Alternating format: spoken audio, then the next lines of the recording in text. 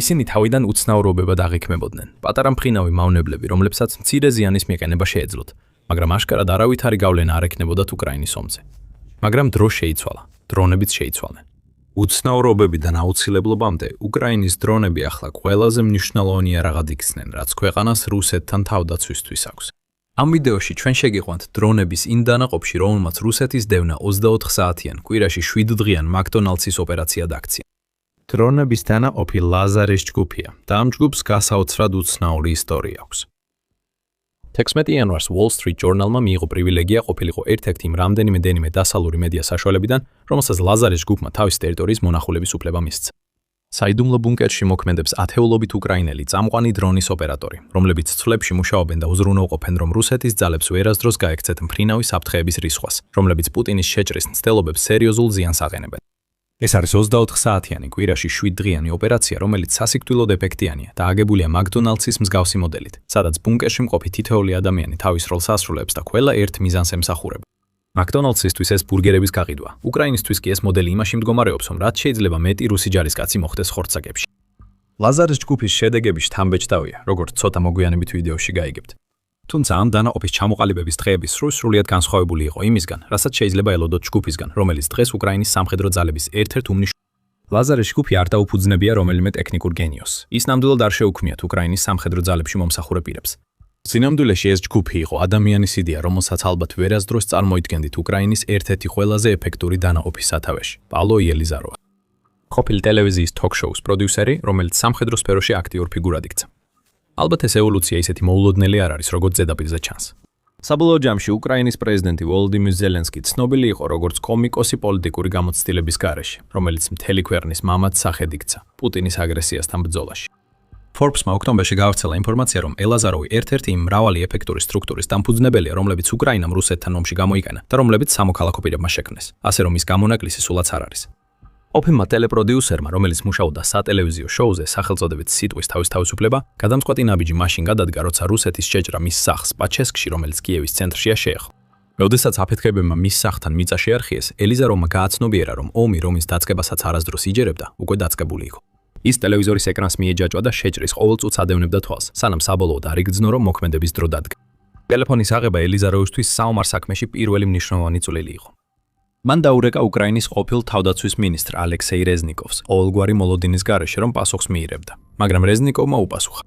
მალე მას შემდეგ რაც დაარეკა, ტელეპროდიუსერი უკრაინის ახალ 126-ე ტერიტორიული თავდაცვის ბატალიონში ჩაირიცხა, სადაც დაედაევალა დარნიცის რაიონის დაცვა რუსეთის შეჭრისგან. ხელში აქ 47-ით იელიზაროვმა დაიწყო ადამიანებისა და რესურსების ორგანიზება. მან ააშენა საკონტროლო გამშვები პუნქტები, მოიპოვა აღჭურვილობა და შეაკეთა ჭრიალა ბატალიონის შტაბი, რომელიც საბავშვო ბაღის შენობაში იყო განთავსებული. სავარაუდოდ სწორედ ამ დროს მიხვდა იელიზაროვი, რომ მას შეეძლო მეტი წვლილი შეედანა. ტელეპროდიუსერს ჰქონდა დაახლოებით 1,1 მილიონი დოლარის ოდენობის ნაღდი ფული, საიდანაც მან 400,000 დოლარზე მეტი დახარჯა ტერიტორიული თავდაცვის რიგებში მსახურების პირველივე თვეში. აპრილის დასაწყისისთვის კიევში ბრძოლები შეწყდა და იელიზაროვი საკმარისად იღბლიანი აღმოჩნდა, რომ ომის იმ პირველ კვირებში ბრძოლაში არ მიუღია მონაწილეობა.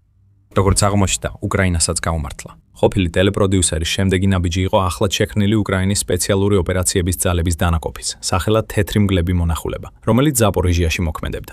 ეს დანაყოფი იყო პირველი, რომელმაც იელიზაროვს აჩვენა, თუ როგორ შეიძლებოდა დრონების გამოყენება ბრძოლაში. ახალი იდეა გაჩნდა და სწორედ ეს გახდა ის თახტა, ის თესლი, საიდანაც ლაზარის ჯგუფი წარმოიშვა.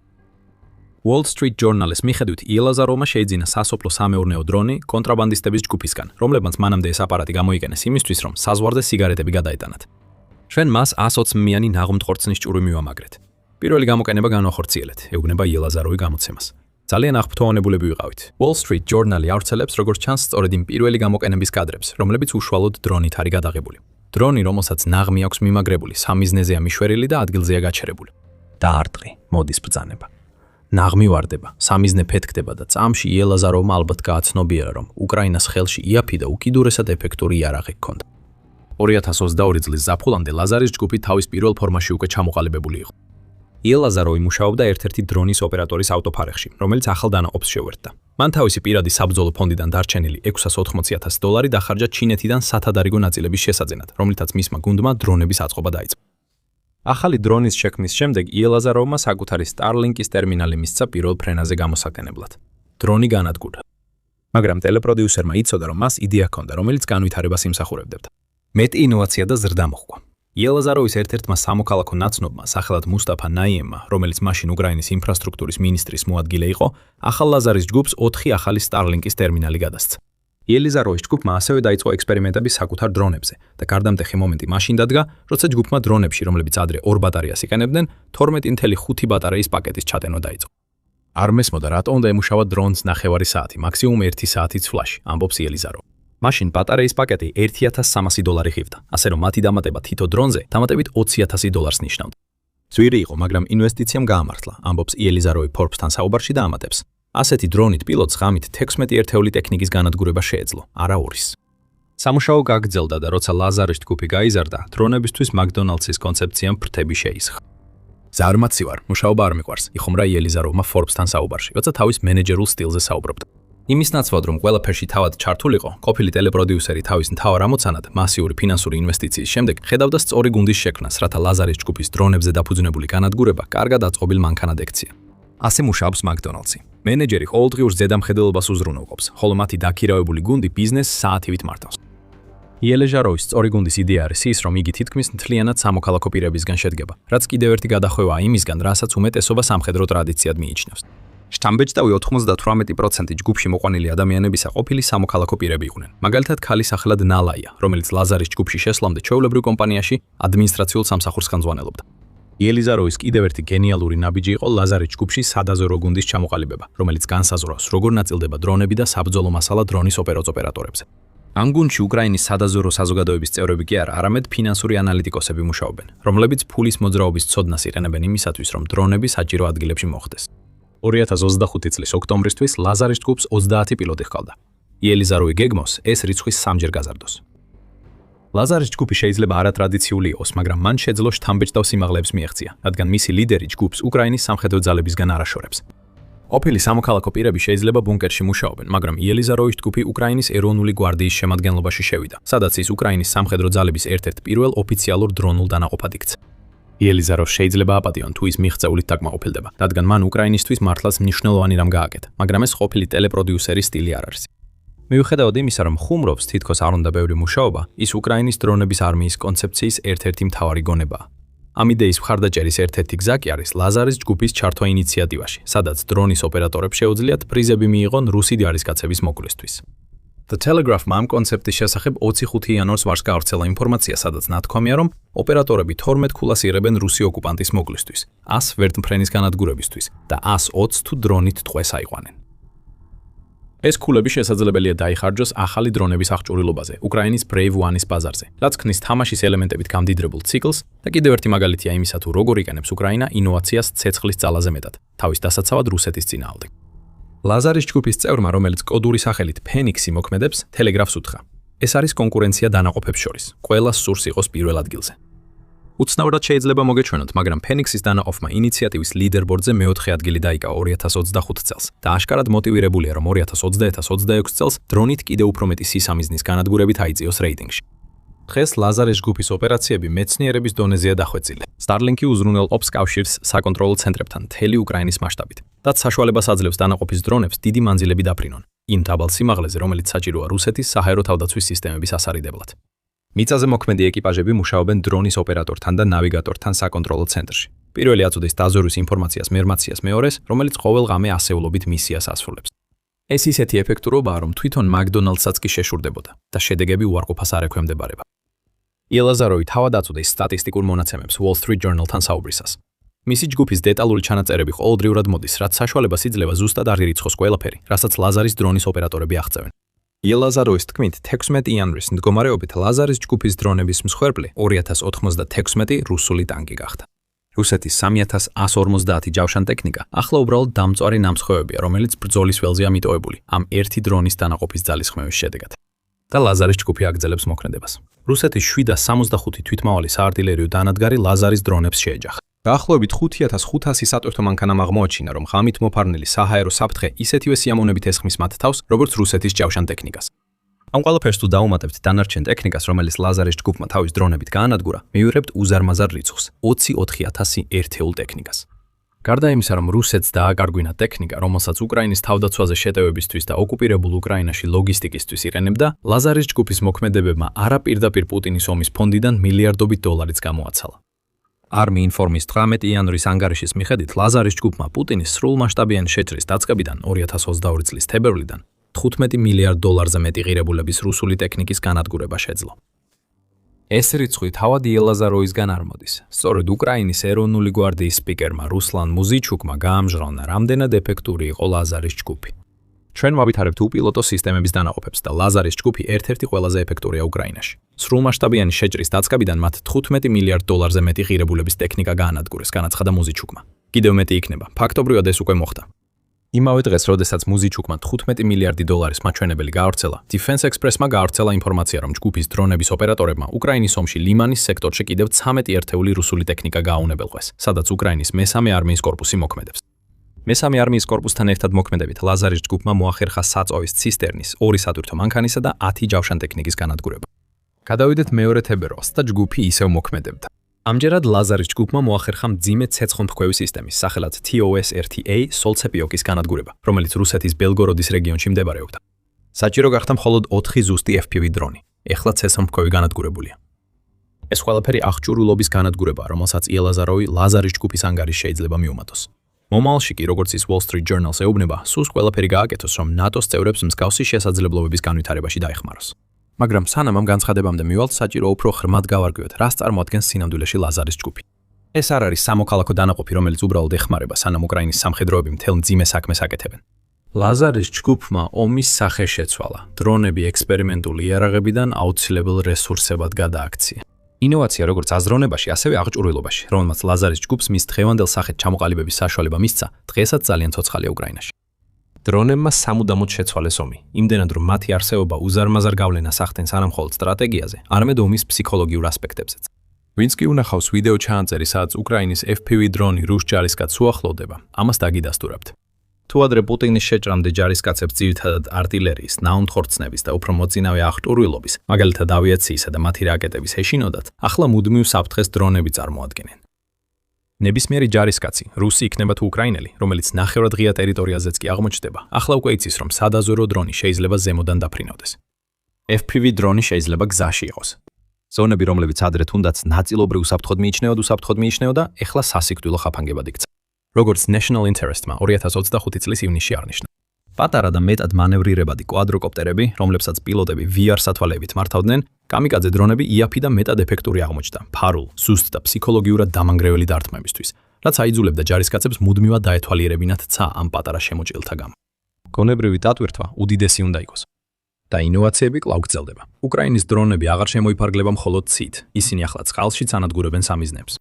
უკრაინა მიუხედავად იმისა, რომ საკუთარი სამხედრო საზღვაო ფლოტი ძალიან შეზღუდული აქვს, მოახერხა და გაანადგურა რუსეთის შავი ზღვის ფლოტის დაახლოებით მესამედი და ამ ხომალდების ბევრი დრონებმა დააზიანეს. უკრაინამ მოახერხა დრონების შეყვანა თავად რუსეთში, როგორც ეს გაბედული ოპერაცია ობობის ქსელის დროს მოხდა, რათა დაეტყა ავიაბაზებსა და რუსულ თვითმფრინავებს. და 2025 წელი გარდამტეხი აღმოჩნდა უკრაინის შორ მანძილზე მოქმედი დრონებისთვის, რომლებმაც მხოლოდ იანვრიდან აგვისტომდე რუსეთს 64.1 მილიარდი დოლარი, ანუ ქვეყნის მთლიანი შიდა პროდუქტის 4%-ზე ცოტა მეტი დაუჯდა. ერთ შემთხვევაში დრონმა შეძლო დაჭრილი უკრაინელი ჯარისკაცისთვის ელექტროველოსიპედის ჩამოგდება, რის შემდეგაც ჯარისკაცმა ველოსიპედით მოახერხა საფრთხისგან თავის დაღწევა. ლაზარის ჯგუფი, რა თქმა უნდა, ყველა ამ ინოვაციის ავტორი არ არის. მათი მთავარი მიზანი უკრაინაში რუსეთის ძალების მაქსიმალურად განადგურება. მაგრამ იელიზაროვი ერთ-ერთი იმ ადამიანთაგან, ვინც საფუძველი ჩაუყარა იმას, რაც დღეს ომის ახალ წესად იქცა. საოცარი არ არის, რომ როგორც რუსეთი, ისე უკრაინა უფრო მეტი და უკეთესი დრონების შექმნაში ერთმანეთს ეჯიბრებიან. ყოველ ჯერზე, როცა ერთ მხარეს ახალი იდეა უჩნდება, მეორე მხარე თავისით პასუხობს. მიმდინარეობს სასიკვდილო მანქანებზე ორიენტირებული ფარიკაობის მატჩი და უკრაინა, როგორც ჩანს, წინ რჩება. ნოემბერში Forbes-მა გაავრცელა ინფორმაცია, რომ რუსეთი ცდილობდა თავისი დრონების სტრატეგიის გარდაქმნას და ყურადღებას ამახვილებდა მრავალჯერადი გამოყენების დრონებზე, ვიდრე კამიკაძე დრონებზე, რომელსაც ორივე მხარე ირენებს უკრაინის ბრძოლის ველზე. რუსეთის სამხედროებმა ზოგადად გამოაქვეყნეს კადრები, სადაც მათი მტკიცებით ნაჩვენებია მრავალჯერადი გამოყენების ჩამჭერი დრონები, რომლებიც მათი თქმით უკრაინის შორ მანძილზე მოქმედ დრონებს ისეთ აბსურდულ მეთოდებსაც კი იყენებენ შესაჩერებლად, როგორიცაა მაგალითად კონსერვის კილის ჩამოგდება. რამდენად სანდოა ესეთი განცხადებები, სადაო საკითხია, განსაკუთრებით იმის გათვალისწინებით, რომ ისინი რუსეთიდან მოდის. თუმცა უკრაინამ უპასუხა ამაზე თავისი წინა ხაზის დრონების ეფექტიანობის გაზრდით. ეხლა ეს დრონები რუსეთის ჯარისკაცებს თითქმის იმავე სისწრაფით კლავენ, რა სისწრაფითაც პუტინი ახერხებს ახალი ძალების მობილიზებას ბრძოლის ველზე გასაგზავნად.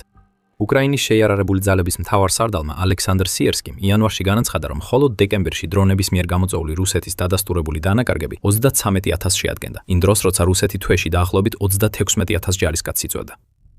დრონების რბოლა ის ბრძოლაა, რომლის მოგებაც როგორც უკრაინას, ისე რუსეთს სურს. და ეს გვაბრუნებს იელაზაროვთან და მის კომენტარებთან ნატოს შესახებ. მაშინ, როცა უკრაინა და რუსეთი ჩართულნი არიან ამ ომის ახალ ფორმაში, ნატოს წევრები, განსაკუთრებით ევროპაში, ბევრად უკან არიან. ევროპამ უკვე დაკარგა 2 წელი, თქვათ, რეალური ომისთვის მომზადებაში, ამბობს იელაზაროვი Wall Street Journal-თან, როცა ლაზარის ჯგუფის საქმიანობის გლობალურად გაფართოების სურვილზე საუბრობს. რაც ხდება, ეს უბრალოდ ცარიელი ლაპარაკია, ცარიელი სიტყვები. მაგალითად, დრონები კარგია. ამ სიტყვების უკან ევროპაში მათ თავდაცვის სამინისტროებში აბსოლუტურად არაფერია. ეს არის გამანადგურებელი ბრალდება ევროპის კოლექტიური მზადყოფნის მდგომარეობაზე დრონების ომისთვის, როგორც უკრაინაში ვიხილეთ. თუმცა ეს სრულად არ არის არასწორი. მართლაც ევროპაში ბევრს ლაპარაკობენ დრონებზე, თუმცა ქმედებები თითქმის არ ჩანს, გარდა ფულის ჩადების დაპირებების აწარმოებაში, ხშირად უკრაინასთან პარტნიორობით. მიმდინარეობს საუბარი დრონების კედლის შექმნაზე ევროპის ზოგიერთი ნაწილის დასაცავად. თუმცა ძალიან ცოტა ინფორმაცია იმის შესახებ, როგორ იმუშავებს ასეთი ტიპის ომი, ან საერთოდ შეუძლია თუ არა ევროპას მისი აშენება. რა თქმა უნდა, ამ ომზე საუბარი ნამდვილად არის. მაგრამ თვითონ ევროპარლამენტიც კი ამბობს, რომ 7 მილიარდი დოლარის ღირებულების ევროპული დრონების თავდაცვის ინიციატივა, რომელიც მოწინავე ურთიერთთავსებადი სისტემის შექმნას ისახავს მიზნად, დრონების წინააღმდეგ და მათი განთავსებისთვის, სულად ფუნქციონალური მხოლოდ 2027 წლის ბოლოს გახდება.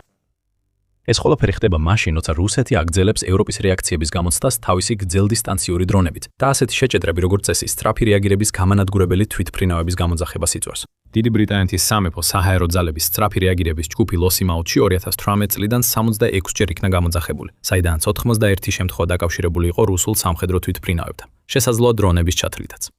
ნატოს გენერალურ მდივანს მარკ რუტეს ნამდვილად არ ეპარება ეჭვი იმაში, რომ ევროპა მზად არ არის რუსეთთან ბრძოლისთვის. იანვრის ბოლოს ბრიუსელში გამოსვლისას რუტემ განაცხადა: თუ ვინმეს გონია, რომ ევროპას შეუძლია საკუთარი თავის დაცვა აშშ-ის გარეშე, განაგრძეთ ოცნება. თქვენ არ შეგიძლიათ, ჩვენ არ შეგვიძლია, ერთმანეთს ვჭირდებით. რუტე საუბრობდა იმ უზარმაზარ ძალაზე, რომელსაც აშშ ომში შემოაქვს. მაგრამ მისი მთავარი აზრი ის არის, რომ ევროპამ მეტი უნდა გააკეთოს რუსეთის საფრთხისთვის მოსამზადებოდ. ზუსტად როგორც იელიზაროვი ამბობს, ჩვენი ინოვაცია, ჩვენი ერთადერთი ხსნა ამ ომში. ასკვნეს იელიზაროვი, როცა Wall Street Journal-ს ესაუბრება. დრონები შეიცვლებიან, როგორც უკვე შეცვალეს ყველაფერი ბრძოლის ველზე. ამას ვეღარავინ უარყოფს და ეს არის ყველა ომის მომავალი. ანუ ნახეთ, მსოფლიო აღარასდროს იქნება ისეთი, როგორიც ადრე იყო. იელიზაროვი მართალია და ის ფიქრობს, რომ ნატო, განსაკუთრებით ორგანიზაციის ევროპელმა წევრებმა, უნდა შეწყვიტონ ლაპარაკი და დაიწყონ მოქმედება. აი სწორედ ეს გააკეთა იელიზაროვმა. და ამ ეტაპზე ლაზარის ჯგუფმა რუსული ძალების დევნა ბიზნესად აქცია და საქმე ძალიან კარგად მიდის. თავიდან ისინი უცნაურობად მიაჩნდათ პატარა უპილოტო საფრენი აპარატებად, რომლებსაც უკრაინა იყენებდა ჯარისკაცებისა და რუსული ჯავშანტექნიკის გასანადგურებლად. პუტინს ეგონა, რომ რუსეთის უზარმაზარი ძალა ყველაფერს დაძლევდა, მაგრამ შეცდა. უკრაინა უპილოტო აპარატების მომხმარებლიდან უპილოტო ომის ოსტატად გადაიქცა. ახლა რაც უკრაინამ გაარკვია, რუსეთის ფრონტის ხაზებს ანგრევს და არსებობს ერთი რიცხვი, რომელიც ამას ხსნის. 80%. ეს რიცხვი მნიშვნელოვანია, რადგან როგორც უკრაინის პრეზიდენტმა ვოლოდიმირ ზელენსკიმ 26 იანვარს თქვა, უკრაინის დრონები ახლა პასუხისმგებელნი არიან უკრაინის ომში რუსული სამიზნეების 80%-ის განადგურებაზე. მალე აგიხსნით, რას ნიშნავს ეს სუფთა რიცხვების თვალსაზრისით. თუმცა ზელენსკიმ სწრაფად აღნიშნა, რომ უკრაინის ევოლუცია და მისი უნარი ბრძოლის ველზე რუსეთს ერთი ნაბიჯით უსწრებდეს. სწორედ ეს გახდა ამის მიზეზი. დრონები უკრაინის ყველაზე მნიშვნელოვანი იარაღად იქცა და მათი გამოყენების მასშტაბი ასევე ეხმარება უკრაინას უფრო ეფექტურად და უკეთ გამოიყენოს სხვა იარაღის სისტემები, რომლებსაც რუსეთთან ბრძოლაში იყენებს, ისევე როგორც თავად ჯარისკაცები, რომლებიც ყველაფერს აკეთებენ, რომ რუსეთს ქვეყნის ტერიტორია არ წაართვას. დღეს артილერია მნიშვნელოვანია, მაგრამ სხვა ფორმით. პერსონალი და განსაკუთრებით ჩვენი ქვეითი ჯარი ასრულებს ფუნდამენტურ ამოცანებს, აღნიშნა ზელენსკი. მაგრამ თავად ომი განიცდის ევოლუციას და ყველაფერი უკიდურესად დამოკიდებულია კიდევ ერთ მნიშვნელოვან ელემენტზე. იმაზე, ვინ არის ყველაზე სწრაფი და ძლიერი ტექნოლოგიების გამოყენებაში, ტექნოლოგიების ადაპტაციაში და სიმართლის გადამოწმებაში, თუ რა ხდება ბრძოლის ველზე. ვერიფიკაციის ხსენება კითხვას პადებს, თუ როგორ იგებს უკრაინა, რას ანადგურებენ მისი დრონები. პასუხი ისაა, რომ სწორედ ის დრონები, რომლებსაც უკრაინა იღენებს, იღებენ ყველაფერს ვიდეოზე, რათა უკრაინას ჰქონდეს მტკიცებულება თავისი განცხადებების დასამტკიცებლად. ბიზნეს ინსაიდერმა გამოაქვეყნა ზელენსკის დამატებითი კომენტარები, სადაც ის მოკლედ აღწერს იმ სისტემას, რომელსაც უკრაინა იღენებს თავისი დრონების დარტყმების ვერიფიკაციისთვის. უკრაინის პრეზიდენტმა აღნიშნა, რომ თითოეული ასეთი დარტყმა იწერება ვიდეოზე, რაც არა მხოლოდ დარტყმის ვერიფიკაციაში ეხმარება, არამედ ბონუსებზე დაფუძნებული სისტემის მუშაობაშიც, რომელიც სამხედრო შედეგების შეფასებას ემსახურება. ის საუბრობს შედარებით ახალ სისტემაზე, რომელიც უკრაინამ დანერგა და რომლის მიხედვითაც დრონების დანაყოფებს შეუძლიათ დააგროვონ ქულები ყოველი განადგურებისთვის, რომელსაც ბრძოლის ველზე დრონებით დააფიქსირებენ. ეს ქულები შეიძლება დაგროვდეს და შემდეგ დაიხარჯოს უკრაინის Brave One-ის ბაზარზე, რომელიც დრონის ოპერატორებს სთავაზობს ახალ დრონებსა და აღჭურვილობას, რათა გაზარდონ თავიანთი მომაკვდინებელი ეფექტიანობა. ეს არის ომის გეიმიფიკაცია, რომელიც რეალობად იქცა. და მიუხედავად იმისა, რომ ეს შეიძლება დამახინჯებული დისტოპიური მომავლის ნაწილი მოგეჩვენოთ, ეს სისტემა აჩვენებს, რამდენად ინოვაციური შეიძლება იყოს უკრაინა, როგორც ჯარისკაცების დაჯილდოების, ასევე იმის უზრუნველყოფის მხრივ, რომ კალბი ინფორმაცია არ მოხვდეს ეთერში ან ონლაინ არხებში. The Guardian-მა ნოემბრის დასაწყისში გააშუქა უკრაინის განადგურებისთვის ქულების სისტემა. მან გაიმეორა ინფორმაცია, რომელიც მაშინ უკრაინის პირველი ვიცე-პრემიერისგან, ხოლო ახლა ალბათ არამთხოვით, უკრაინის ახალი თავდაცვის მინისტრისგან, მიხაილო ფედოროვისგან იყო მოწოდებული. უკრაინის ახალი სისტემის ავტორმა ნოემბერში განმარტა, რომ იდეა იმდენად განვითარდა, რომ უკრაინის 400 დრონების დანაყოფი მონაწილეობდა ამაში. ეს უზარმაზარი ზრდა. ფედოროვმა The Guardian-ს უთხრა, რომ აგვისტოში დანაყოფების რაოდენობა მხოლოდ 85 იყო. ახლა კი დრონის ოპერატორები, რომლებიც ქულებს აგროვებენ, ამ ქულებს 100-ზე მეტ სხვადასხვა დრონში ავტონომიურ მანქანებსა და სხვა დრონებთან დაკავშირებულ მასალებში ხარჯავენ. კიდევ ლიდერბორდიც კი არსებობს. ლიდერბორდის სათავეში მოხვედრა დამატებითი მოტივაცია უკრაინელი ჯარისკაცებისთვის, რომლებიც ყველაფერს აკეთებენ, რომ რუსეთი შეაჩერო. ფედოროვმა The Guardian-ს უთხრა, რომ ეს ინიციატივა დანაყოფებს შორის მართლაც პოპულარული გახდა და დაამატა. ყველა თავდაცვის ძალა ამის შესახებ იცის და ქულებისთვის კონკურენცია, რათა დრონები, ელექტრონული ომის სისტემები და სხვა საჭირო ნივთები მიიღონ საბრძოლველად. რაც უფრო მეტ ქვეითს კლავ, მით უფრო მეტ დრონს იღებ, რომ კიდევ მეტი ქვეითი მოკლა. ეს ერთგვარ თვითგაზლიერებად ციკლად იქცევა. დამატებით, რომ კიდევ უფრო გაესვა ხაზი დრონების მნიშვნელობას უკრაინის სტრატეგიაში რუსეთის წინააღმდეგ, ზელენსკიმ ასევე ისარგებლა შესაძლებლობით და დააჯილდოვა ქვეყნის წამყვანი დრონების მეთაურები ღონისძიებაზე, სადაც მან 80%-იანი მაჩვენებელი გამოკვეთა. ოქროს ვარსკვლავის ორდენი, რომელიც ასევე ცნობილია როგორც უკრაინის გმირის მედალი და ქვეყნის ერთ-ერთი უმაღლესი სამხედრო ჯილდოა, გადაეცა უკრაინული დრონების 2 დანაყოფის მეთაურს. 427 ცალკეული ბრიგადის ლეიტენანტ პოლკოვნიკი ოლე ჰვიტი, რომელიც ასევე ცნობილია როგორც რარო, დაჯილდოვდა ამ პატივით, ისევე როგორც უკრაინის 429 ცალკეული ბრიგადის მაიორი იური ფედორენკო, რომელიც უფრო მეტად ცნობილია როგორც ახილესის ბრიგადა. საოცარი არ არის, რომ ამ ორ კაცს მედლები გადასცეს. მათი დანაყოფების ერთობლიობამ 82,000-ზე მეტი მტრის ობიექტი გაანადგურა, იუწყება ევრომაიდანის პრესა. და ეს კარგად გვაბრუნებს იმ საკითხზე, რომელიც ვიდეოს დასაწყისში ვახსენეთ. ვიცით, რომ უკრაინის დრონები ახლა პასუხისმგებელნი არიან ომში განადგურებული რუსული ობიექტების 80%-ის განადგურებაზე. თუმცა ამას დიდი მნიშვნელობა არ ექნებოდა, თუ ეს 100 ობიექტიდან 80% შეეხებოდა. კონტექსტს დიდი მნიშვნელობა აქვს და როცა საქმე რუსული დანაკარგების მასშტაბებს ეხება, რიცხვები უზარმაზარია. მხოლოდ 2025 წელს უკრაინის დრონებმა თითქმის 830,000 ობიექტს დაარტყეს. ეს იმდენად დიდი რიცხვია, რომ პუტინი ალბათ ფიქრობს, რა შეიძლება გააკეთოს, რომ ეს მაჩვენებელი შეამციროს. უკრაინის პრეზიდენტის ვებგვერდის მიხედვით, ამ დათმების უმეტესობა დაფიქსირდა და დადასტურდა, ხშირად უკრაინის დრონების უმეტესობაში ჩაშენებული პირველი პირის ხედვის კამერების გამოყენებით. საინტერესოა, რომ ამ ინფორმაციის გამჟღავნება თუ რამდენ ობიექტს დაარტყეს უკრაინის დრონებმა 2025 წელს, ასევე გვაძლევს საშუალებას გავიგოთ, რამდენი ობიექტის დარტყმა დაადასტურა ქვეყანა მთლიანობაში გასულ წელს.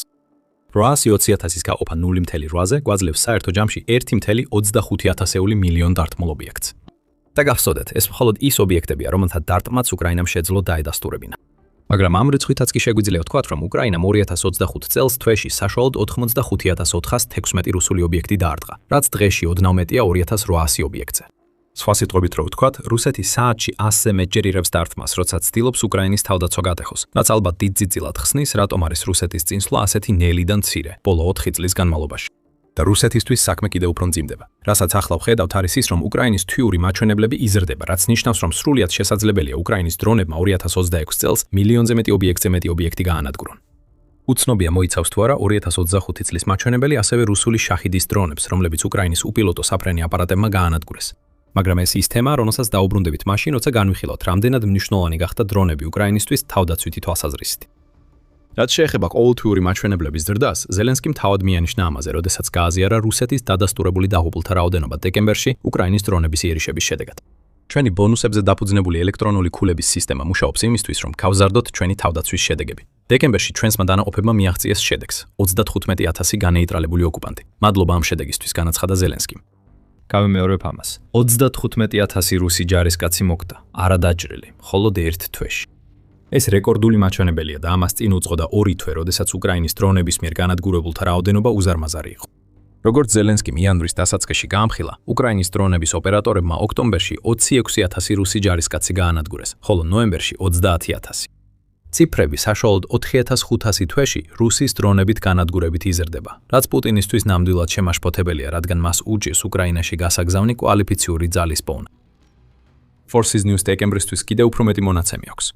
გარდა იმ რიცხვებისა, რაც ზელენსკიმ გააჟღერა, ეს წყარო ამატებს, რომ ახლა როგორც ჩანს თვეში 30,000-დან 40,000-მდე დაღუპული იმდენად მაღალი მაჩვენებელია, რომ რუსეთი სავარაუდოდ ვეღარ ახერხებს საკმარისი ჯარისკაცების რეკრუტირებას უკრაინაში, მნიშვნელოვანი დანაკარგების ასანაზღაურებლად. ის ასევე დამატებით კონტექსტს ამატებს და აღნიშნავს, რომ ასეთი რაოდენობით ჯარისკაცების დაკარგვა ნიშნავს, რომ პუტინი ყოველ თვე აძლევს უფლებას პრაქტიკულად გაწყვიტონ ბრიტანეთის არმიის სრულ განაკვეთზე მომშავე პერსონალის ნახევარი. მდგრადი ნამდვილად არ არის სწორი სიტყვა ამის აღსაწერად. სრული სიგიჟეა, ალბათ ეს უფრო ზუსტი ტერმინია. Forces News ასევე აღნიშნავს, რომ უკრაინამ მხოლოდ დეკემბერში დრონებით სულ 107,000 სამიზნე დაარტყა. ეს ის თვეა, როცა რუსეთმა თავისი საჰაერო თავდაცვის 128 სისტემა დაკარგა. უკრაინა აცხადებს, რომ ახალი მიზანი დაისახა, ყოველ თვეში დრონების საშუალებით 50,000 რუსი ჯარისკაცის ლიკვიდაცია და პუტინისთვის ყველაზე შემაშფოთებელი ის არის, რომ ეს მიზანი საკმაოდ მიღწევადია. საბოლოო ჯამში უკრაინას უახლოეს მომავალში დრონები არ გამოელეო. როგორც ყოფილი Forbes-ის კორესპონდენტი დევიდ აქსი ამტკიცებდა 2025 წლის მარტში, უკრაინამ 2025 წელი დაიწყო მიზნით, რომ წელიწადში 4.5 მილიონი დრონი აწარმოოს. შესაძლოა ამ მიზანს ბოლომდე ვერ მიაღწია, თუმცა ამის თქმა რთული. Business Insider-ი ამბობს, რომ რეალურად ეს რიცხვი იყო 2.5 მილიონი FPV დრონი. რაც ნიშნავს, რომ აქ შეუსაბამობა. თუმცა იგივე წყარო ასევე აღნიშნავს, რომ სხვა შეფასებები ემთხვევა იმ 4.5 მილიონიან მაჩვენებელს, რომელიც აქსმა გაავრცელა, და რომ ეს რიცხვი შეიძლება იყოს უკრაინის ამჟამინდელი დრონების წარმოების შესაძლებლობა, თუ არა უკვე აშენებული დრონების რაოდენობა. ჩვენ ზუსტად არ ვიცით, რადგან ოფიციალური უკრაინული წყაროებისგან წარმოების რაოდენობა არ გამოქვეყნებულა. თუმცა იქნება ეს 2.5 მილიონი თუ 4.5 მილიონი, ეს უზარმაზარი რიცხვია, თუ გავითვალისწინებთ იმას, რაც ადრე ვთქვით. უკრაინის მიერ 2025 წელს მილიონი დრონული დარტყმის განხორციელებაზე. ეს ასევე ის რიცხვია, რომელიც Euromaidan Press-ის ცნობით კიდევ უფრო გაიზრდება. 26 იანვარს Euromaidan Press-მა განაცხადა, რომ უკრაინის დრონების წარმოების მოცულობა დაახლოებით ორჯერ იზრდება ყოველწლიურად 2023 წლიდან. და 2026 წლისთვის გამოცემა ამტკიცებს, რომ უკრაინა მიზნად ისახავს 7 მილიონი დრონის წარმოებას. ეს იქნება ძვირადღირებული წლიური წარმოება. უკრაინას დასჭირდება 120 მილიარდი დოლარი 7 მილიონი დრონის შესაქმნელად და შესაძენად, რომლის დაახლოებით ნახევარი უკრაინის საკუთარი ბიუჯეტიდან და ევროკავშირის მიერ უზრუნველყოფილი სესხებიდან მოვა. მეორე ნახევარი უკრაინის მოკავშირეებისგან სამხედრო დახმარების სახით მოვა. მაგრამ თუ უკრაინა ყველაფერს სწორად გააკეთებს, პუტინის იმედი, რომ რუსი დაღუპულების რაოდენობა შემცირდება დაიმსხვრევა, რადგან უკრაინას საკმარისი დრონები ექნება ახალი მიზნის, თვეში 50,000 ლიკვიდაციის მისაღწევად. სწრაფი შენიშვნა. მსგავსი მასალა კიდევ ბევრია, ასე რომ თუ სამხედრო შოუდან სარგებელს იღებთ და გსურთ მეტი სტატისტიკა მოისმინოთ, ან დაგავიწყდეთ გამოწერა. რიცხვების განხილვის შემდეგ შეგვიძლია დაუბრუნდეთ იმას, რაზეც ადრე შევეხეთ. ჩვენ აღვნიშნეთ, რომ გაურკვეველია მოიცავდა თუ არა უკრაინის დრონების მიერ განადგურებული სამიზნეების რაოდენობა იმ რუსული უპილოტო საფრენი აპარატების განადგურებას, რომლებიც კრემლის მიერ ბრძანებული დრონებისა და რაკეტების შეტევების დროს იქნა ჩამოგდებული, რაც 2025 წლის განმავლობაში უკრაინას აზიანებდა.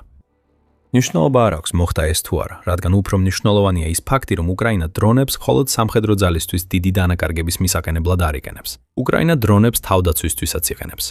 და 2026 წელი შეიძლება გარდამტეხი აღმოჩნდეს იმ თვალსაზრისით, თუ რამდენად ეფექტური გახდება უკრაინა თავისი დრონების გამოყენებაში რუსეთის შაჰიდის ტიპის დარტყმითი დრონების შესაჩერებლად. ზელენსკიმ ამაზე კიდევ ერთხელ ისაუბრა 26 იანვრის მიმართვაში, სადაც მან ხაზი გაუსვა იმ ტექნოლოგიების განვითარებას, რომლებსაც უკრაინა რუსეთის შაჰიდის ტიპის დრონების გასანადგურებლად იყენებს. არის ერთი ტექნოლოგია, რომელზეც უკრაინა განსაკუთრებით გაამახვილებს ყურადღებას, ასე რომ უყურეთ, რათა გაიგოთ რა არის ეს. მანამდე ზელენსკი ნამდვილად მართალია რუსეთის შაჰიდის პრობლემის მასშტაბებსა და საფრთხეზე. ეს გავიგეთ ანალიტიკური მიმოხილვიდან რუსეთის შაჰიდის სტრატეგიის შესახებ 2025 წელს, რომელიც დაწერა იგორ ანოკინმა და გამოაქვეყნა მეცნიერებისა და საერთაშორისო უსაფრთხოების ინსტიტუტმა. საკუთარ ანალიზში ანოკინმა აღნიშნა, რომ 2025 წლის განმავლობაში რუსეთის შაჰიდის ტიპის დრონების ტალღების ზომა განსხვავდებოდა. ზოგიერთი თავდასხმა რამდენიმე ათეულ დრონს მოიცავდა, ხოლო სხვებში იმდენად დიდი მასშტაბის როები იყო, რომ 700 დრონი გამოილენეს. ანოკინმა დაამატა, რომ ამ დრონების მრავალი მათგანი გაშვებული იყო ფთოსან და ბალისტიკურ რაკეტებთან ერთად ოკუპირებული ყირიმისა და დონეცკის რეგიონებიდან. მან ასევე წარმოადგინა ციფრები. 2025 წელს გაშვებულია 54518 შაჰიდის ტიპის დრონი, მათგან დაახლოებით 32200 იყო დარტყმითი დრონი. სავარაუდოდ დანარჩენი იყო სატყვარა შაჰიდის ტიპის დრონები, რომლებიც უკრაინის საჰაერო თავდაცვის სისტემების დასაბნევად ან დასასუსტებლად გაუშვეს. როგორც არ უნდა იყოს, რუსეთი თავისი შორმანძილზე მოქმედი დრონებით ყველაფერს ესხმის თავს, რაზეც ხელი მიუწვდება. მისი დარტყმები ფართომასშტაბიანი იყო და მოიცავდა ბევრ იმ რეგიონს, რომლის ოკუპაციასაც რუსეთის სახმელეთო ძალები ცდილობენ. გარდა ამისა, ხანდახან ვხედავთ, რომ რუსული დრონები სხვა ქვეყნების ტერიტორიაზეც შედიან, როგორიცაა პოლონეთი, რუმინეთი და მოლდოვა. მიუხედავად იმისა, რომ რუსეთი ამტკიცებს თითქოს სამხედრო ობიექტებს უტევს, მისი შაჰიდის ტიპის დრონები ხშირად უკრაინის ენერგეტიკულ ინფრასტრუქტურას ესხმიან თავს, განსაკუთრებით 2025 წლის ბოლოსკენ, ასევე სამრეწველო ობიექტებსა და საცხოვრებელ შენობებს. რუსეთის შაჰიდის ტიპის დრონების თავდასხმების მასშტაბი პიკს ივლისში მიაღწია, როდესაც ყოველდღიურად საშუალოდ 200-300 ასეთი დრონი გაუშვეს უკრაინის მიმართულებით. თუმცა შემდეგი თვეებიც თითქმის ისეთივე დამანგრეველი იყო, რადგან ივლისის შემდეგ საშუალო მაჩვენებელი დღეში 133-დან 188 დრონამდე მერყეობდა. მოკლედ რომ თქვათ, რუსეთის შაჰიდის ტიპის დრონები სერიოზულ პრობლემას წარმოადგენს უკრაინისთვის. მაგრამ როგორც პუტინის სტრატეგიის მრავალი სხვა პრობლემის შემთხვევაში, უკრაინამ ამ პრობლემის გადასაჭრელად ახალი გზები მოიფიქრა, რომლებიც უბრალოდ მისი საკუთარი დრონების გამოყენებასაც მოიცავს. ინტერსეპტორი დრონები უკრაინისთვის შემდეგი დიდი სიახლეა, რასაც ადასტურებს 2025 წლის სექტემბერში გაკეთებული განცხადება, რომ დიდი ბრიტანეთი დაიწყებს მასობრივად აწარმოოს ამ დრონებიდან ერთ-ერთი, რომელიც უკრაინული დიზაინისაა და გამოიყენება რუსეთის შაჰიდის ტიპის დრონების თავნების თავდასხმებისგან დასაცავად. ეს სპეციალური ტიპის დრონები ზუსტად იმას აკეთებენ, რასაც მათი სახელწოდება გულისხმობს. ისინი ცაში ადიან და შემოსულ საბრძოლო დრონებს აჩერებენ. 20 იანვარს კიევის პოსტმა გამოაქვეყნა, რომ ეს ინტერსეპტორი დრონები გახდებიან იმ ანტიდრონული გუმბათის ნაწილი, რომელსაც გამოცემა ასე უწოდებს და რომელიც ასევე მოიცავს მობილურ თავდაცვით ჯგუფებს. ეს ჯგუფები უკრაინის დრონების ოპერატორებთან ერთად იმუშავებენ, რათა ძლიერი ახლო მანძილზე მოქმედი თავდაცვა უზრუნველყონ რუსეთის შაჰიდის ტიპის დრონების წინააღმდეგ. ფედოროვი იყო ერთ-ერთი, ვინც ახალი სისტემა წარადგინა და განაცხადა. ჩვენი ამოცანა ავაშენოთ ანტიდრონული გუმბათი უკრაინის თავზე. სისტემა, რომელიც არა ფაქტის შემდეგ რეაგირებს, არამედ საფრთხეს ჯერ კიდევ მის მიახლოებამდე ანადგურებს. აქედან გამომდინარე, უკრაინა ელოდება, რომ რუსეთი ან შეინარჩუნებს, ან კიდევ უფრო გააძლიერებს თავის შორ მანძილზე დარტყმებს 2026 წელს. უკრაინა პასუხობს და შემხვედრი. დრონები მისი ახალი თავდაცვითი სტრატეგიის მნიშვნელოვანი ნაწილი იქნება. თუ ის შაჰიდის ტიპის დრონები, რომლებსაც ეს შემხვედრი დრონები ანადგურებენ, უკრაინის 2026 წლის საერთო მაჩვენებლებში ჩაითვლება, მაშინ თითქმის დარწმუნებით შეიძლება ითქვას, რომ მილიონი ან მეტი რუსული სამიზნე უკრაინის დრონების მიერ 2026 წელს განადგურდება. ეს განსაკუთრებით ასეა თუ გავითვალისწინებთ უკრაინის ახალ მიზანს, თვეში 50,000-ზე მეტი რუსი ჯარისკაცის განადგურების შესახებ. თუმცა ეს ყველაფერი მომავალს ეხება. თუ დაუბრუნდებით იმას, რაც უკრაინამ 2025 წელს დრონების დარტყმებით მიაღწია, ხედავთ რამდენიმე შედეგს ბრძოლის ველზე, რომლებიც ამან გამოიწვია. მათ შორისაა ის ფაქტი, რომ უკრაინის დრონები რუსეთის საბრძოლო მასალის ამოწურვას იწვევს ისეთი მასშტაბით, როგორიც აქამდე არასდროს გვინახავს. ეს ინფორმაცია Euromaidan Press-ის მიხედვითაა, რომელმაც 27 იანვარს გაავრცელა ცნობები, რომ კრემლმა განათავსა შეკვეთა 1,100,000 ახალ საარტილერიო ჯურზე. ეს თავისთავად სიახლე არ იქნებოდა, მაგრამ აქ მნიშვნელოვანი ისაა, რომ რუსეთი კონცენტრირებულია შორ მანძილზე მოქმედი საარტილერიო ჯურების შეძენაზე, რადგან უკრაინის FPV დრონების ბარიერმა აიძულა არტილერია იმდენად უკან დაეხია, რომ ის უკვე არაეფექტური ხდება. მოკლე მანძილზე მოქმედი ჯურები აღარ არის ეფექტური. რუსეთი კარგავს საარტილერიო სისტემებს უკრაინის დრონების გამო და როცა ეს სისტემები ცდილობენ სროლას უკანა პოზიციებიდან, რუსეთი ასევე კარგავს ჯურებს, რომლებიც მიზნამდე ვერ აღწევენ. 1,100,000 შეკვეთილი ჯურვიდან მილიონი განკუთვნილია სპეციალური 152 მმ-იანი MSTA ჯურებისთვის, რომლებიც შეიცავს სპეციალურ სატყორცნ მუხტს და ამის წყალობით უფრო დიდ მანძილზე შეუძლიათ ფრენა. დანარჩენი 100,000 განკუთვნილია შორ მანძილზე მოქმედი ვარიანტებისთვის. აქ მთავარი მნიშვნელობა აქვს ფას, როგორც Euromaidan Press-მა განაცხადა. სტანდარტული MSTA საარტილერიო ჯურვი რუსეთს უჯდება $1,250, ხოლო ვარიანტი სპეციალური სატყორცნი მუხტით $1,550. ეს არის $300 სხვაობა და როცა ამას მილიონ ჯურზე გაამრავლებთ, მიიღებთ $300 მილიონი ხარჯი. ეს ძირითადად გამოწვეულია უკრაინის FPV დრონებით, რომლებიც ანადგურებენ რუსულ არტილერიას და ეკიპაჟებს, რომლებიც ბედავენ მიუახლოვდნენ იმ სამიზნეებს, რომელსაც დრონები იცავენ. თუ უკრაინა ვერ შეძლებს არტილერიის სრულად გამორიცხვას ბრძოლის ველიდან, შეუძლია მასი გამოყენება რუსეთისთვის ისე გააძვიროს, როგორც არასდროს. მაგრამ როდესაც საუბრობთ გამოფიტვაზე, აუცილებლად უნდა დაუბრუნდეთ იმ უზარმაზარ დანაკარგებზე, რომელიც უკრაინამ დრონების საშუალებით რუსეთს მიაყენა. უკვე ვისაუბრეთ ყოველთვიურ მაჩვენებლებზე და უკრაინის მიზანზე, რომ ეს მაჩვენებლები დრონების გამოყენებით კიდევ უფრო გაზარდოს. რუსეთისთვის ეს დანაკარგები შეიძლება იქცეს გარდამტეხ წერტილად, საიდანაც დაბრუნება აღარ იქნება შესაძლებელი. ასე ფიქრობს ნატოს გენერალური მდივანი მარკ რუტე, რომელმაც იანვარში განაცხადა, რომ ყოველ თვე უკრაინა დაახლოებით 25,000 რუს ჯარისკაცს კლავს. ეს შეფასება ნაკლებია ვიდრე ის რიცხვები, რომელსაც თავად უკრაინა ავრცელებს, თუმცა მაინც საკმარისზე მეტია, რომ პუტინს სერიოზული ცოცხალი ძალის პრობლემები შეუქმნას. რუტემ განმარტა, რომ უკრაინაში ბრძოლის მხოლოდ ერთი თვე რუსეთს დაახლოებით 10,000-ით მეტი ჯარისკაცი უჯდება, ვიდრე მთელი მისი კამპანია ავღანეთში, სადაც რუსეთმა 10 წლიანი ომი აწარმოა. ახლა ისინი ამ რაოდენობას ან მეც ერთ თვეში კარგავენ, თქვა რუტერმა, როცა ავღანეთში რუსეთის 15,000 დანაკარგს უკრაინაში არსებულ მდგომარეობას ადარებდა. ასე რომ ეს მათთვისაც არ ამდგრადი. მნიშვნელოვანია ისიც, რომ აქ ყურადღება გამახვილებულია რუსი ჯარისკაცების მოკლაზე და არა დაჭრილებზე. კიდევ ერთი რამ, რაც შეიძლება უკრაინის დრონებს მივაწეროთ. უკრაინის დღევანდელი მონაცემებით ტრადიციული სიკვდილისა და დაჭრის თანაფარდობა, რაც დამპყრობელ ძალას უნდა ჰქონდეს, არის 1 სიკვდილი 3 დაჭრილზე. ეს არ არის რუსეთის თანაფარდობა. მედიის ინფორმაციით 2025 წლის ბოლოსთვის რუსეთის დაღუპული ჯარისკაცების წილი მისი საერთო დანაკარგების 56%-ს შეადგენდა. ეს ნიშნავს, რომ უფრო მეტი რუსი ჯარისკაცი იღუპება, ვიდრე იღებს ჭრილობას და ახლა ეს თანაფარდობა ასეთია: 12 მოკლული ყოველ 10 დაჭრილზე. რუსეთმა ხელი შეუწყო ამ მდგომარეობას დაჭრილების ევაკუაციის ჩავარდნით და იმ ტაქტიკის გამოყენებით, რომელიც მას ჯავშან ტექნიკის შემცირება მაიძულა. რაც კიდევ ერთი მიზეზია, რის გამოც უკრაინამ მადლობა უნდა გადაუხადოს თავის დრონებს. თუმცა სწორედ უკრაინის მიერ დრონების გამოყენება და ჭკვიანური ინოვაციები, როგორიცაა გეიმიფიკაცია, რაზეც ადრე ვისაუბრეთ, ქმნის დიდ განსხვავებას. ყველაფერი ეს ერთად იწვევს იმას, რომ უკრაინა იმ ტერიტორიას, რომლის დაპყრობაც რუსეთს სურს, რუსული ძალებისთვის ნამდვილ ჯოჯოხეთად აქცევს. ეხლა ნებისმიერი ჯარისკაცი, რომელიც საბრძოლო ხაზებიდან 10 მილის რადიუსში გადაადგილდება, რისკავს, რომ უკრაინის რომელიმე დრონმა გაანადგუროს. და თუ უკრაინას თავისი გეგმების განხორციელება 2026 წელს გამოუვა, 2025 წლის მაჩვენებლებთან შედარებით ჯერ კიდევ არაფერი გვინახავს. ეს ყველაფერი დრონებზე საუბარია და ჩვენ ჯერ კიდევ არ გვისაუბრია იმ შორ მანძილზე მოქმედ უპილოტო საფრენი აპარატებზე, რომლებიც უკრაინამ 2025 წელს რუსეთში ქაოსი გამოიწვია. მაგრამ ნუ ინერვიულებთ, უკრაინა კვლავაც სრულად ერთგულია თავისი ღრმა დარტყმის სტრატეგიის. დაუსაჯერებელი კოლაფსი. ასე უწოდებენ სამხედრო ანალიტიკოსები რუსეთის ბოლო უკუსლას ბრძოლის ველზე. ხოლო ამჯერად საქმე არც ტანკებს და არც რაკეტებს ეხება, საუბარია დრონებზე. ომში, რომელიც უკვე გამოირჩევა იაფფასიანი ხეტიალის რეჟიმში მოქმედი საბრძოლო მასალებითა და ჯოგური ტაქტიკით, უკრაინამ სცენარი შეცვალა ახალი ინოვაციით ჩამჭერი დრონებით.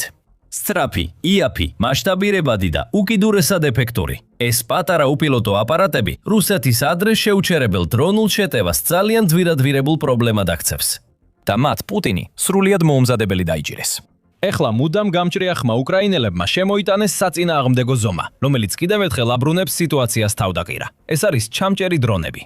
მათ რუსეთის პრეზიდენტი ვლადიმირ პუტინი მოუმზადებელი დაიჭირეს და ახლა ის ცდილობს იპოვოს გამოსავალი ამ ახალ პრობლემაზე. ამ მოვლენამდე ყველაზე გავლენიანი დრონები იყო ირანში დამზადებული შახადის ოჯახი დრონებისა. ეს გრძელდი სტანციური კამიკაძე დრონები, რომლებიც მცირე საკრუიზო რაკეტებივით მუშაობენ, მაგრამ ბევრად იაფიღირს, თლიანად ცვლიან საჰაერო თავდაცვის გათვლის ლოგიკას, რომელიც 10 წლეულები არსებობს. ტრადიციულმა საჰაერო თავდაცვის სისტემებმა, როგორიცაა აშეთეშოს პატრიოტი და გერმანული აირისტი, ეფექტიანად დაამტკიცეს თავი, შედარებით ნელა მოძრავი შახადების ჩამოგდებაში. მაგრამ მათი გაშვებული რაკეტები თითოეული ასობით $1000 იღეს და არა მილიონობით და წელიწადში მხოლოდ რამდენიმე ასეული იწარმოება.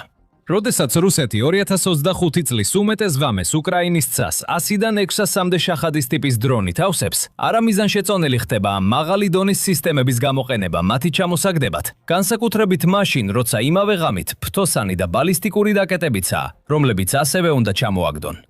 მაგრამ დამჭერი დრონები პატარა, ძალიან ეფექტურია და რაც მთავარია, იაფია წარმოებაში და მარტივად მასშტაბირდება. ეს ანტიდრონული დრონები შესაძლოა საბოლოოდ გახდეს გამოსავალი ეგრეთ წოდებული მფრინავი გაზონკოსელების მუდმივი საფრთხის წინააღმდეგ და მომავალში მსოფლიოს არმიებისთვის ეფექტური ანტიდრონული ომის ნიმუში შექმნას. მოდით უფრო დეტალურად დავაკვირდეთ, როგორ მუშაობენ ისინი, რომელი სისტემებს იყენებს უკრაინა და სად შეიძლება მიგვიყვანოს ამ განვითარებებმა. დრონების შახადის ოჯახი, რომელსაც ირანული მწარმოებელი ჰისა შახად ავიაციის ინდუსტრიებთან ერთად აწარმოებს, შედარებით ახალი მოვლენაა, რადგან მისი ორიგინალური ვარიანტების კადრები პირველად 2021 წელს გამოჩნდა. შაჰადი ირანულ ფარსის ენაზე ნიშნავს მოწმე. ყველაზე გავლენიანი ვარიანტი დღემდე იყო შაჰად 126. როგორც ამას ადასტურებს ის ფაქტი, რომ აშშჩ-მ მასზე რევერსული ინჟინერია გამოიყენა. საკუთარი ერთმიმართულებიანი შეტევითი დრონის, დაბალფასიანი უპილოტო საბრძოლო შეტევითი სისტემის, ანუ ლუკასის შესაქმნელად.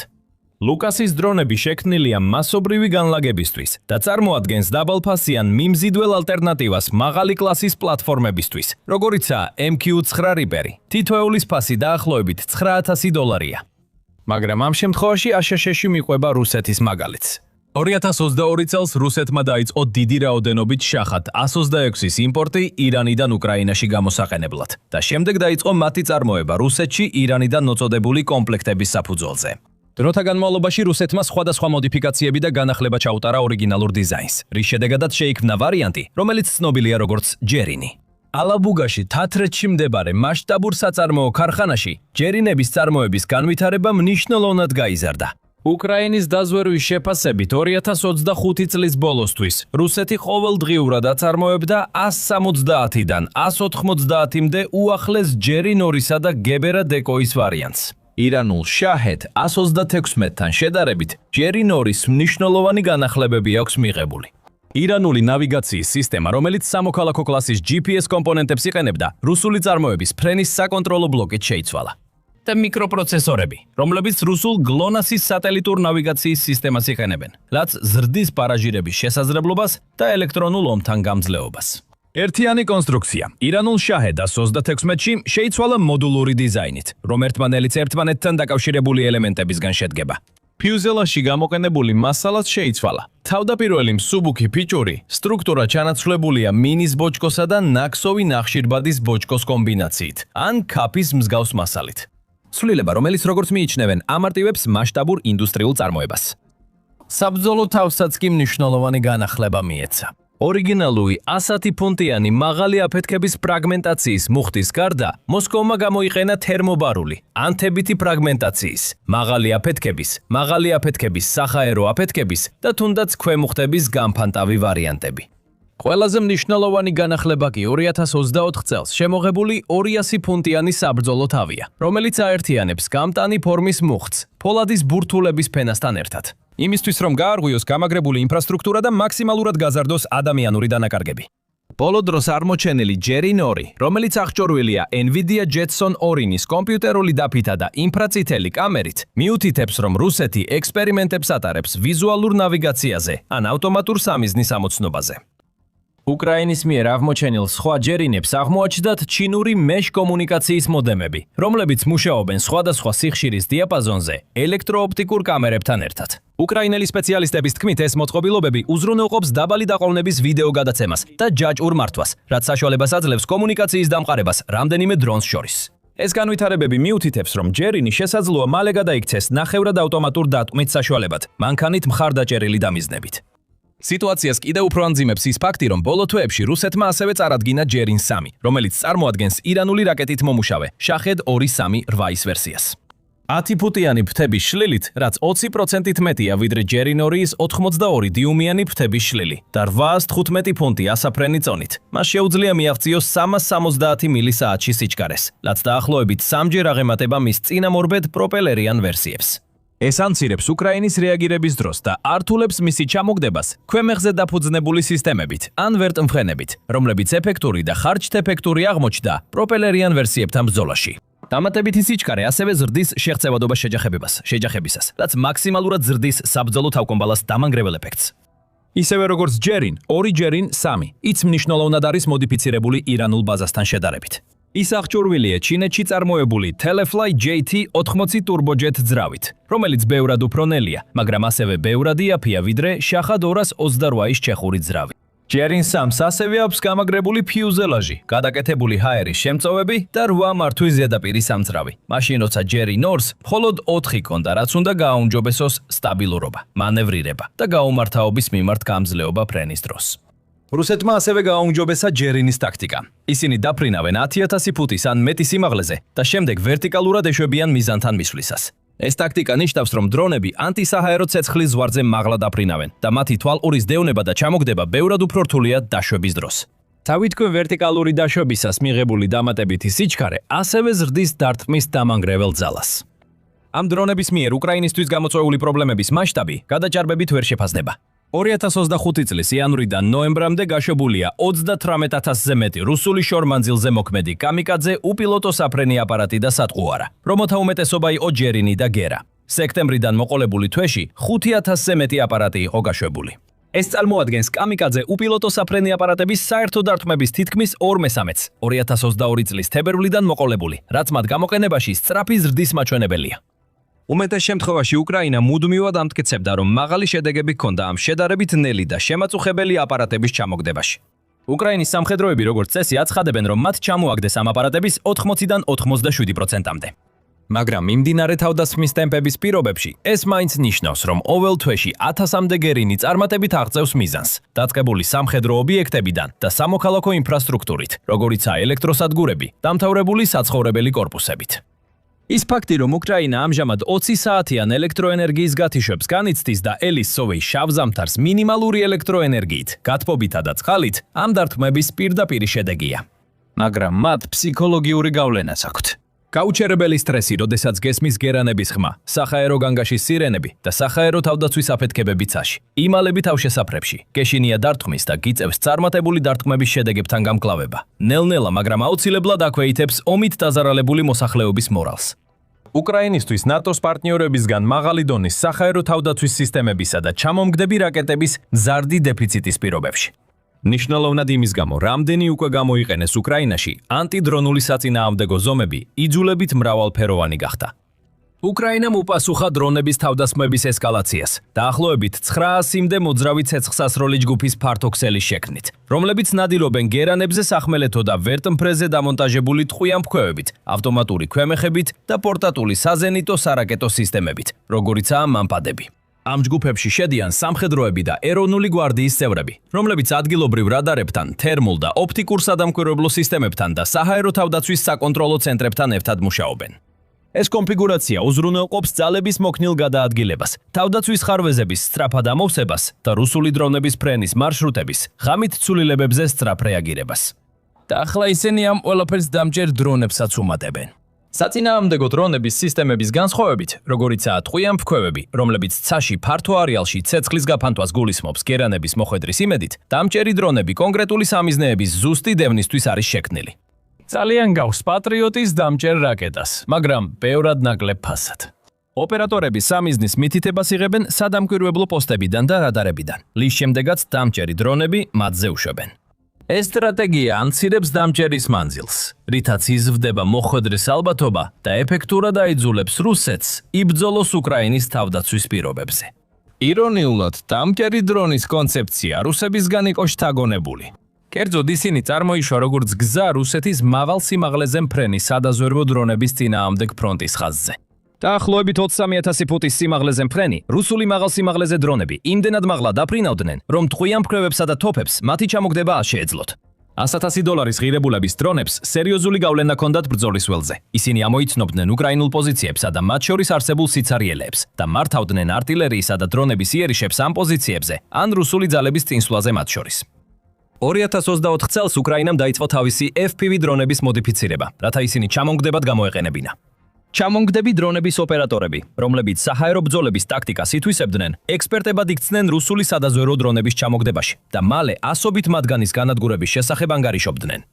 ასე რომ, როდესაც რუსეთმა გააძლიერა გერანის დარტყმები, უბრალოდ საჭირო გახდა ჩამომგდები დრონების სამიზნეების შეცვლა სადაზვერვო დრონებიდან გერანებზე.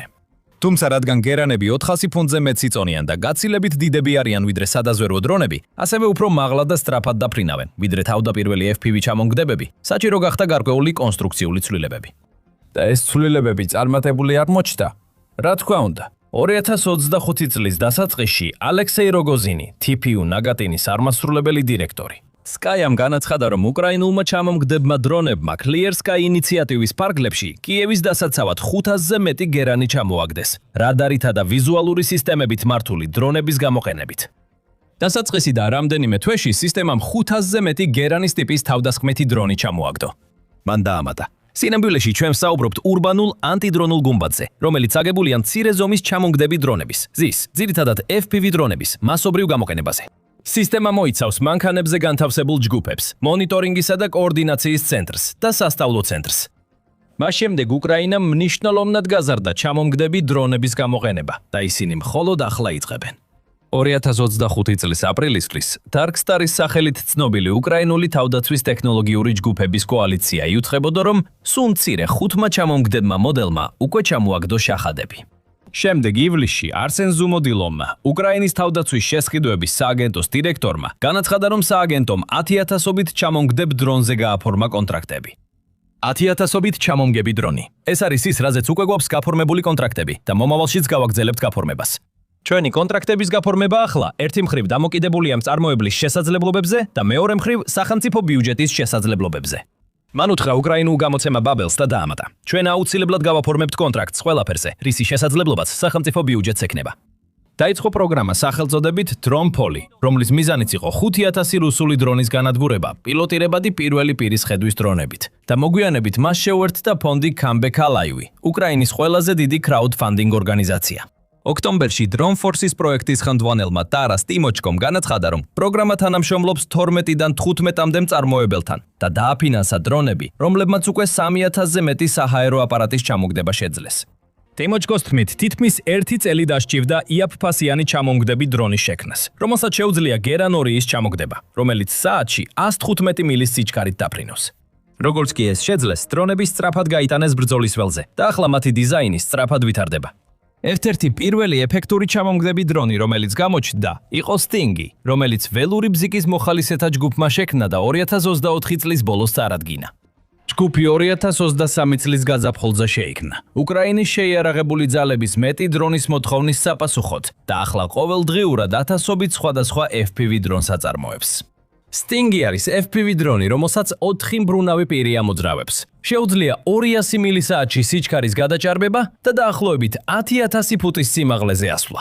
ის სტანდარტულ კვადროკოპტერზეა დაფუძნებული, რომლის ცენტრში გრძელი, გუმბათის ფორმის საბრძოლო თავი აქვს ამაგრებული, ხოლო საბრძოლო თავზე დამონტაჟებული კამერა უპილოტო საფრენი აპარატის ფრენის დროს მის მართვაში გამოიყენება. ოპერატორები მართავენ დრონებს, რომლებიც ხელში დასაჭერ რაკეტას გავს და იმდენად პატარაა, რომ სპორტულ ჩანთაში ეტევა. დისტანციურად, VR სათვალეების გამოყენებით მიწიდან. Sting-ი არა მხოლოდ ბევრად პატარაა ვიდრე ჯერინი, არამედ მისი წარმოებაც ბევრად იაფიჯდება. მიჩნეულია, რომ მისი ღირებულება დაახლოებით $1500, მაშინ როცა სატყუარა გერბერას ფასი დაახლოებით $10000, ხოლო გერონ 2-სა და 3-ის ფასი 30000-დან $75000-მდე მერყეობს. ეს ნიშნავს, როგორც Rogozin-მა თქვა, ახლა რუსეთს უფრო ძვირი უჯდება ჯერინებით შეტევა, ვიდრე უკრაინას მათგან დაცვა. Maxon Systems-ი, კომპანია, რომელიც უკრაინის მთავრობის მხარდაჭერილ ინოვაციურ პლატფორმა Brave One-თან თანამშრომლობს, კიდევ ერთი კომპანია, რომელიც უკრაინისთვის ჩამჭერ დრონებს აწარმოებს. კომპანია აწარმოებს ნახევრად ავტომატურ ჩამჭერ დრონებს, რომლებიც სტანდარტული 22 ფუნტიანი საბრძოლო ქობინითაა აღჭურვილი და კამერებით, რომლებიც მიზანს 186 მილისაათში სიჩქარით ეწევა. თანადამფუძნებელმა Oleksey Soltsovმა ოქტომბერში Business Insider-ს განუცხადა. არ არის ცნობილი რა ქვიათ მათ ან რამდენი ღირს, მაგრამ ითვლება, რომ უმეტესობა ჩამჭერი დრონებისა $10000-ზე ნაკლები ღირს. უახლეს პერიოდში უკრაინულმა კომპანიამ General Cherry-მ გამოაცხადა, რომ მისმა ტყვით ჩამჭერმა დრონმა წარმატებით გაიარა კოდიფიკაცია და ოფიციალურად დამტკიცდა უკრაინს და უკრაინის შეიარაღებული ძალების მიერ გამოყენებისთვის. ეს სასიხარულო დასასრულია ხმაურიანი დაპირისპირებისას Wild Hornets-სა და General Cherry-ს შორის. მას შემდეგ, რაც პირველმა დაადანაშაულა მეორე, მათი დიზაინის პლაგიატში პროტოტიპებს შორის ვიზუალური მსგავსების გამო. General Cherry-მ განაცხადა, რომ მან საკუთარი ხარჯებით 20-ზე მეტ დანაყოფს სხვადასხვა ვარიანტი გადასცა, რათა ჯარისკაცებს რეალურ საოპერაციო პირობებში შეეფასებინათ ეს სისტემები. ამ ფართომასშტაბიანი ტესტირების საფუძველზე კოდიფიკაციისთვის საბოლოო მოდელი შეირჩა, რომელიც მნიშვნელოვნად განსხვავდება იმ ვერსიისგან, რომელიც პლაგიატში დაადანაშაულეს. არსებული ინფორმაციით, ტყვია შეუძლია განავითაროს 190 მილის თვაზე მეტი სიჩიჩქარე, დააზიანოს სამიზნეები 12 მილის დაშორებით და იმუშაოს 20000 ფუტის სიმაღლეზე. ის იყენებს სპეციალიზებულ აეროდინამიკურ გადაწყვეტებსა და პროგრამულ უზრუნველყოფას, რომელიც მოიცავს ტერმინალური დამიზნების სისტემას, რაც საშუალებას აძლევს უპილოტო საფრენ აპარატს საბოლოო მიახლოებისას კორექტირება მოახდინოს ტრაექტორიაზე გერინის სამიზნისკენ. ამ და სხვა ადგილობრივად წარმოებულ ჩამჭერ დრონებთან ერთად, რამდენიმე უცხოური ჩამჭერჯერი დრონის სისტემაც უკვე გამოყენებულია ბრძოლაში ან ტესტირებას გადის უკრაინაში. და ეს რიცხვი, როგორც ჩანს, მნიშვნელოვნად გაიზრდება. ეს ნაწილობრივ კიდევ ერთი მტკიცებულებაა პარტნიორი ქვეყნების ერთგულებისა უკრაინის თავდაცვის მიმართ და ნაწილობრივ გამოწვეულია ამ ქვეყნების შეშფოთებით საკუთარი ანდრონული თავდაცვის სისტემების მიმართ. როგორც ბოლო თვეებში ევროპაში დრონების შეჭრის ტალღის დროს გამოჩნდა, ბევრ შემთხვევაში ადგილობრივ ხელისუფლებას არ აქვს იაფი და მაღალეფექტური საშუალებები მათი ჩამოსაგდებად, განსაკუთრებით მჭიდროდ დასახლებულ ურბანულ ზონებში. Subbuki, მაღალმობილური და ეკონომიური ჩამჭერი დრონები წარმოადგენს მარტივად მისაწვდომ გადაწყვეტას, რომელიც ადვილად შეიძლება მასშტაბირდეს, განსაკუთრებით მაშინ, როცა მათი ტესტირება და დახვეწა დიდწილად უკრაინაში მოხდა. სინამდვილეში პირველი უცხოური წარმოების ჩამჭერი დრონები შეიძლება კიდევ უფრო ადრე გაჩენილიყო, ვიდრე რუსეთმა პირველად გამოიყენა იმპორტირებული ირანული შაჰედები. Ashas-ს კომპანია Fortem Technology 2022 წლიდან ჩუმად აწუდის თავის Drone Hunter შემტევებს უკრაინას. 2024 წლის დეკემბერში Fortem-ის აღმასრულებელმა დირექტორმა ჯონ გრუნმა გამოცემა Overt Defense უთხრა, რომ მათი ჩამჭერები, რომლებიც აფეთქების ნაცვლად ბადეებს ისვრიან დრონების დასაჭერად, წარმატებით გამოიყენეს როგორც შაჰედების, ასევე სხვა მრავალი ზომის რუსული დრონის წინააღმდეგ. კომპანიას გასული წლის ბოლოსთვის უკრაინაში 400 სისტემის განთავსება ჰქონდა დაგეგმილი. თუმცა უცნობია, შესრულდა თუ არა ეს მიზანი. ან არის თუ არა ფორტემი იმ 12-15 მწარმოებელს შორის, რომლებიც ამჟამად უკრაინის სამხედრო ძალებს ჩამჭრელი დრონებით ამარაგებენ. ასევე გასული წლის დეკემბერში Brave-1-მა გამოაცხადა წარმატებული ტესტირების შესახებ, რომელიც ჩატარდა გერმანული მწარმოებლის Titan Technologies მიერ შექმნილ თანამედროვე შემაჩერებელ დრონზე. დრონი სპეციალურად შეიქმნა შაჰედის ტიპის დრონებისა და რუსული სადაზვერვო უპილოტო აპარატების შესაჩერებლად და ცნობილია, რომ შეუძლია განავითაროს საათში 186 მილის სიჩქარე და დაფაროს თითქმის 12.5 მილის მანძილი. Titan-ი გავრცელებული ინფორმაციით გეგმავს დრონის გაუმჯობესებას ავტომატური დამიზნების სისტემით, რომელიც მანქანური ხედვის ტექნოლოგიაზეა დაფუძნებული, რაც კიდევ უფრო გაზრდის მის სიზუსტესა და ეფექტიანობას. ამ უკვე ცნობილ დანერგვებსა და ტესტებთან ერთად, უკრაინას ასევე აქვს ორი მასშტაბური პროექტი ევროპელ პარტნიორებთან ერთად, რომლებიც უდავოდ ახალ სტიმულს მისცემს მის შემაჩერებელი დრონების წარმოების პროგრამებს. სექტემბერში დიდი ბრიტანეთის ოფიციალურმა პირებმა გამოაცხადეს ერთობლივი პროექტი უკრაინასთან ერთად, რომლის მიზანია ახალი მოწინავე და დაბალფასიანი შემაჩერებელი დრონის ოქტოპუსის შექმნა. დრონები, რომლებიც დიდ ბრიტანეთში დამზადდება, უკრაინაშია დაპროექტებული დიდი ბრიტანეთის მეცნიერებისა და ტექნიკოსების მხარდაჭერით და ცნობილია, რომ უკვე გამოიცადა საბრძოლო მოქმედებებში რუსეთის გერანების წინააღმდეგ, სადაც ისინი ძალიან ეფექტური აღმოჩნდნენ. დიდი ბრიტანეთის პრემიერ-მინისტრმა საკირ სტარმატმა ახალ პარტნიორობას ისტორიული მომენტი უწოდა, რომელიც აერთიანებს ბრიტანულ და უკრაინულ გამჭრიახობას, რათა მოწინავე თავდაცვითი დრონების ტექნოლოგია მიაწოდოს რუსეთის აგრესიასთან ბრძოლისთვის. მიუხედავად იმისა, რომ კონკრეტული ბრიტანული მწარმოებელი არ დასახელებულა, ოქტოპუსის განცხადებამდე ერთი კვირით ადრე უკრაინის უდიდესმა დრონების მწარმოებელმა კომპანიამ Ukraspec Systems-მა გამოაცხადა გეგმები დაახლოებით 267 მილიონი დოლარის ინვესტირების შესახებ დიდ ბრიტანეთში ორ ახალ დრონების საწარმოში. ეს გეგმა ასობით ადგილობრივ სამუშაო ადგილს შექმნის.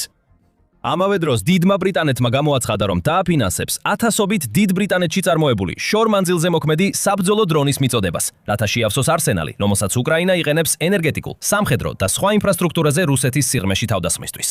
ეს კომბინაცია, შემაჩერებელი დრონები და შორ მანძილზე მოქმედი საბრძოლო დრონები, იგივე პროდუქციას ითვალისწინებს, რაც კიდევ ერთი მსხვილი ერთობლივი დრონების წარმოების პროექტის ფარგლებში უნდა მიეწოდოს, რომელიც ნიდერლანდებსა და უკრაინას შორის ოქტომბერში გამოცხადდა.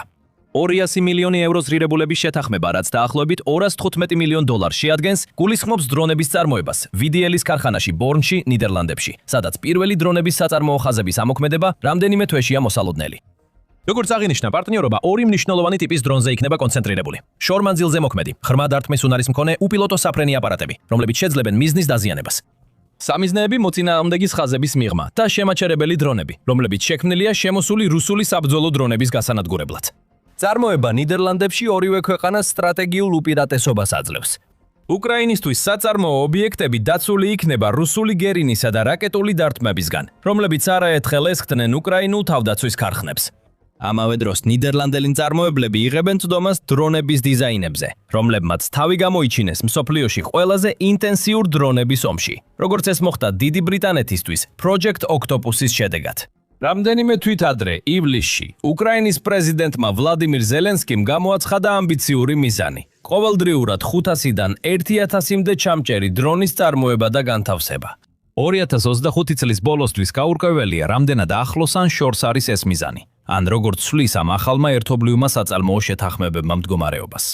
ასევე არ არის ზუსტად ცნობილი, რამდენად ეფექტურია არსებული ჩამჭერები. ეფექტურობის მაღალი მაჩვენებლის შესახებ განცხადებები ბევრია, მაგრამ ამ განცხადებების დასადასტურებელი ვიდეო მასალა ნაკლებად მოიპოვება. იმის გათვალისწინებით, რომ უმეტეს ჩამჭერს ისეთივე კამერის სისტემები აქვს, როგორც ფრონტის ხაზზე გამოყენებულ უკრაინულ FPV დრონებს, წარმატებული დარტყმების ვიდეო მასალა ასევე მარტივად უნდა იყოს ხელმისაწვდომი. ზოგი ანალიტიკოსი და დრონების შემქმნელი ვარაუდობს, რომ ეს საიდუმლოების გამო ხდება.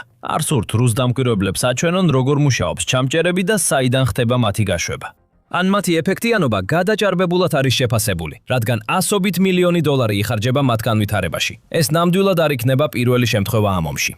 როგორც არ უნდა იყოს, მიუხედავად იმისა, რომ ჩამჭერი დრონებს ნამდვილად აქვთ პოტენციალი, ჯერინის განტოლება თავდაყირა დააყენონ როგორც სამხედრო, ისე ეკონომიკური თვალსაზრისით. რამდენიმე სერიოზული გამოწვევის გადალახვა იქნება საჭირო, სანამ ისინი გადამწყვეტ განსხვავებას შექმნიან. ჯერინ სამიის დაძლევა, რომელიც თითქმის 3-ჯერ უფრო სწრაფად დაფრინავს ვიდრე მისი წინამორბედები და 2-ჯერ უფრო სწრაფად ვიდრე ყველა ჩამჭერი დრონი, რომელზეც ვისაუბრეთ, იქნება ამ გამოწვევებს შორის ყველაზე მნიშვნელოვანი.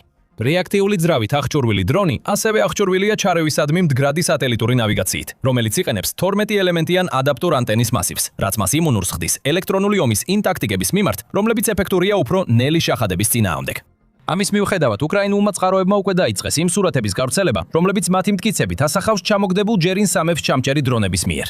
როგორც მოწინავე იარარის, უმეტეს შემთხვევაში კიდევ ერთი მნიშვნელოვანი საკითხია მომზადება. ტომოჩკოს თქმით, ზოგიერთი ჩამჭერისთვის მიზანში მოხვედრის მაჩვენებელი 30%-ია, ხოლო საუკეთესო სისტემებისა და პილოტებისთვის ეს მაჩვენებელი 80-90%-მდე აღწევს. თუ დრონი ავტომატიზებული არ არის, ყველაზე მნიშვნელოვანი პილოტის უნარებია, ამბობს იგი და ამატებს. თუ პილოტები კარგად არიან მომზადებულები და აქვთ დიდი გამოცდილება დრონების ჩამოგდებაში, ისინი 10-დან 9 შედეგს აჩვენებენ. პრობლემას კიდევ უფრო ამძაფრებს ის, რომ მხოლოდ საუკეთესო დრონის პილოტებს შეუძლიათ ჩამჭერის მართვის სრულყოფილად დაუფლება. ინსტრუქტორმა, რომელსაც კოდური სახელი იეტი აქვს და რომელმაც პირველად წამოაყენა ჩამჭერი დრონის კონცეფცია, ოქტომბერში თქვა, რომ მისი დრონების საბრძოლო კლუბი. სკოლამ დაახლოებით 5200 სტუდენტი მოამზადა, მაგრამ მხოლოდ რამდენიმე ათეულმა დაასრულა ჩამჭერის გამოცდები, რომელთა ჩაბარების მაჩვენებელი მხოლოდ 30%-ია. მიუხედავად სირთულეებისა, ჩამჭერი დრონების ხის ხარჯთეფექტიანობა და მასობრივი წარმოება ამჟამად აშკარა არჩევანს წარმოადგენს, როგორც უკრაინისთვის, ისე ნატოსთვის. თუ უკრაინა მართლაც აღწევს 80%-იან გერინის ჩამოგდების მაჩვენებელს ამ დრონებით, როგორც ზოგიერთი ამტკიცებს, უკრაინის კარგ ხალხს ღამით უფრო მშვიდად ეძინება. და თუ $30,000-იანი გერონები პატრიოტის რაკეტებს თავდაცვის ბაზრიდან გამოდევნის, $2,500-იანი ჩამჭერი დრონები იგივეს გაუკეთებენ გერონებს ნატოს ყველა წევრ სახელმწიფოში. ეჭვგარეშეა ომის მიმდინარეობისას რუსეთი გააგრძელებს თავისი გერინების დახვეწას, რათა უკრაინის ჩამჭერი დრონების წინააღმდეგ იბრძოლოს, ხოლო უკრაინის ჩამჭერი დრონების სისტემა შესაბამისად განახლდება. რაც შეეხება უკრაინის უპილოტო საფრენ აპარატებს, ანუ UAV-ებს, ყურადღების დიდი ნაწილი მიმართულია პირველი პირის ხედვის FPV დრონებზე, რომლებიც პირდაპირ მიზანში მიფრინავენ და აფეთქდებიან. ამ კამიკაძე დრონებმა სათაურები დაიპყრეს და მნიშვნელოვანი როლი ითამაშეს უკრაინის ყველანის ყველაზე დიდ საბრძოლო გამარჯვებებში წლების განმავლობაში. მაგრამ კიევს არსენალში კიდევ ერთი, ბევრად უფრო მომაპტინებელი იარაღი აქვს: მძიმე ბომბდამშენი დრონი.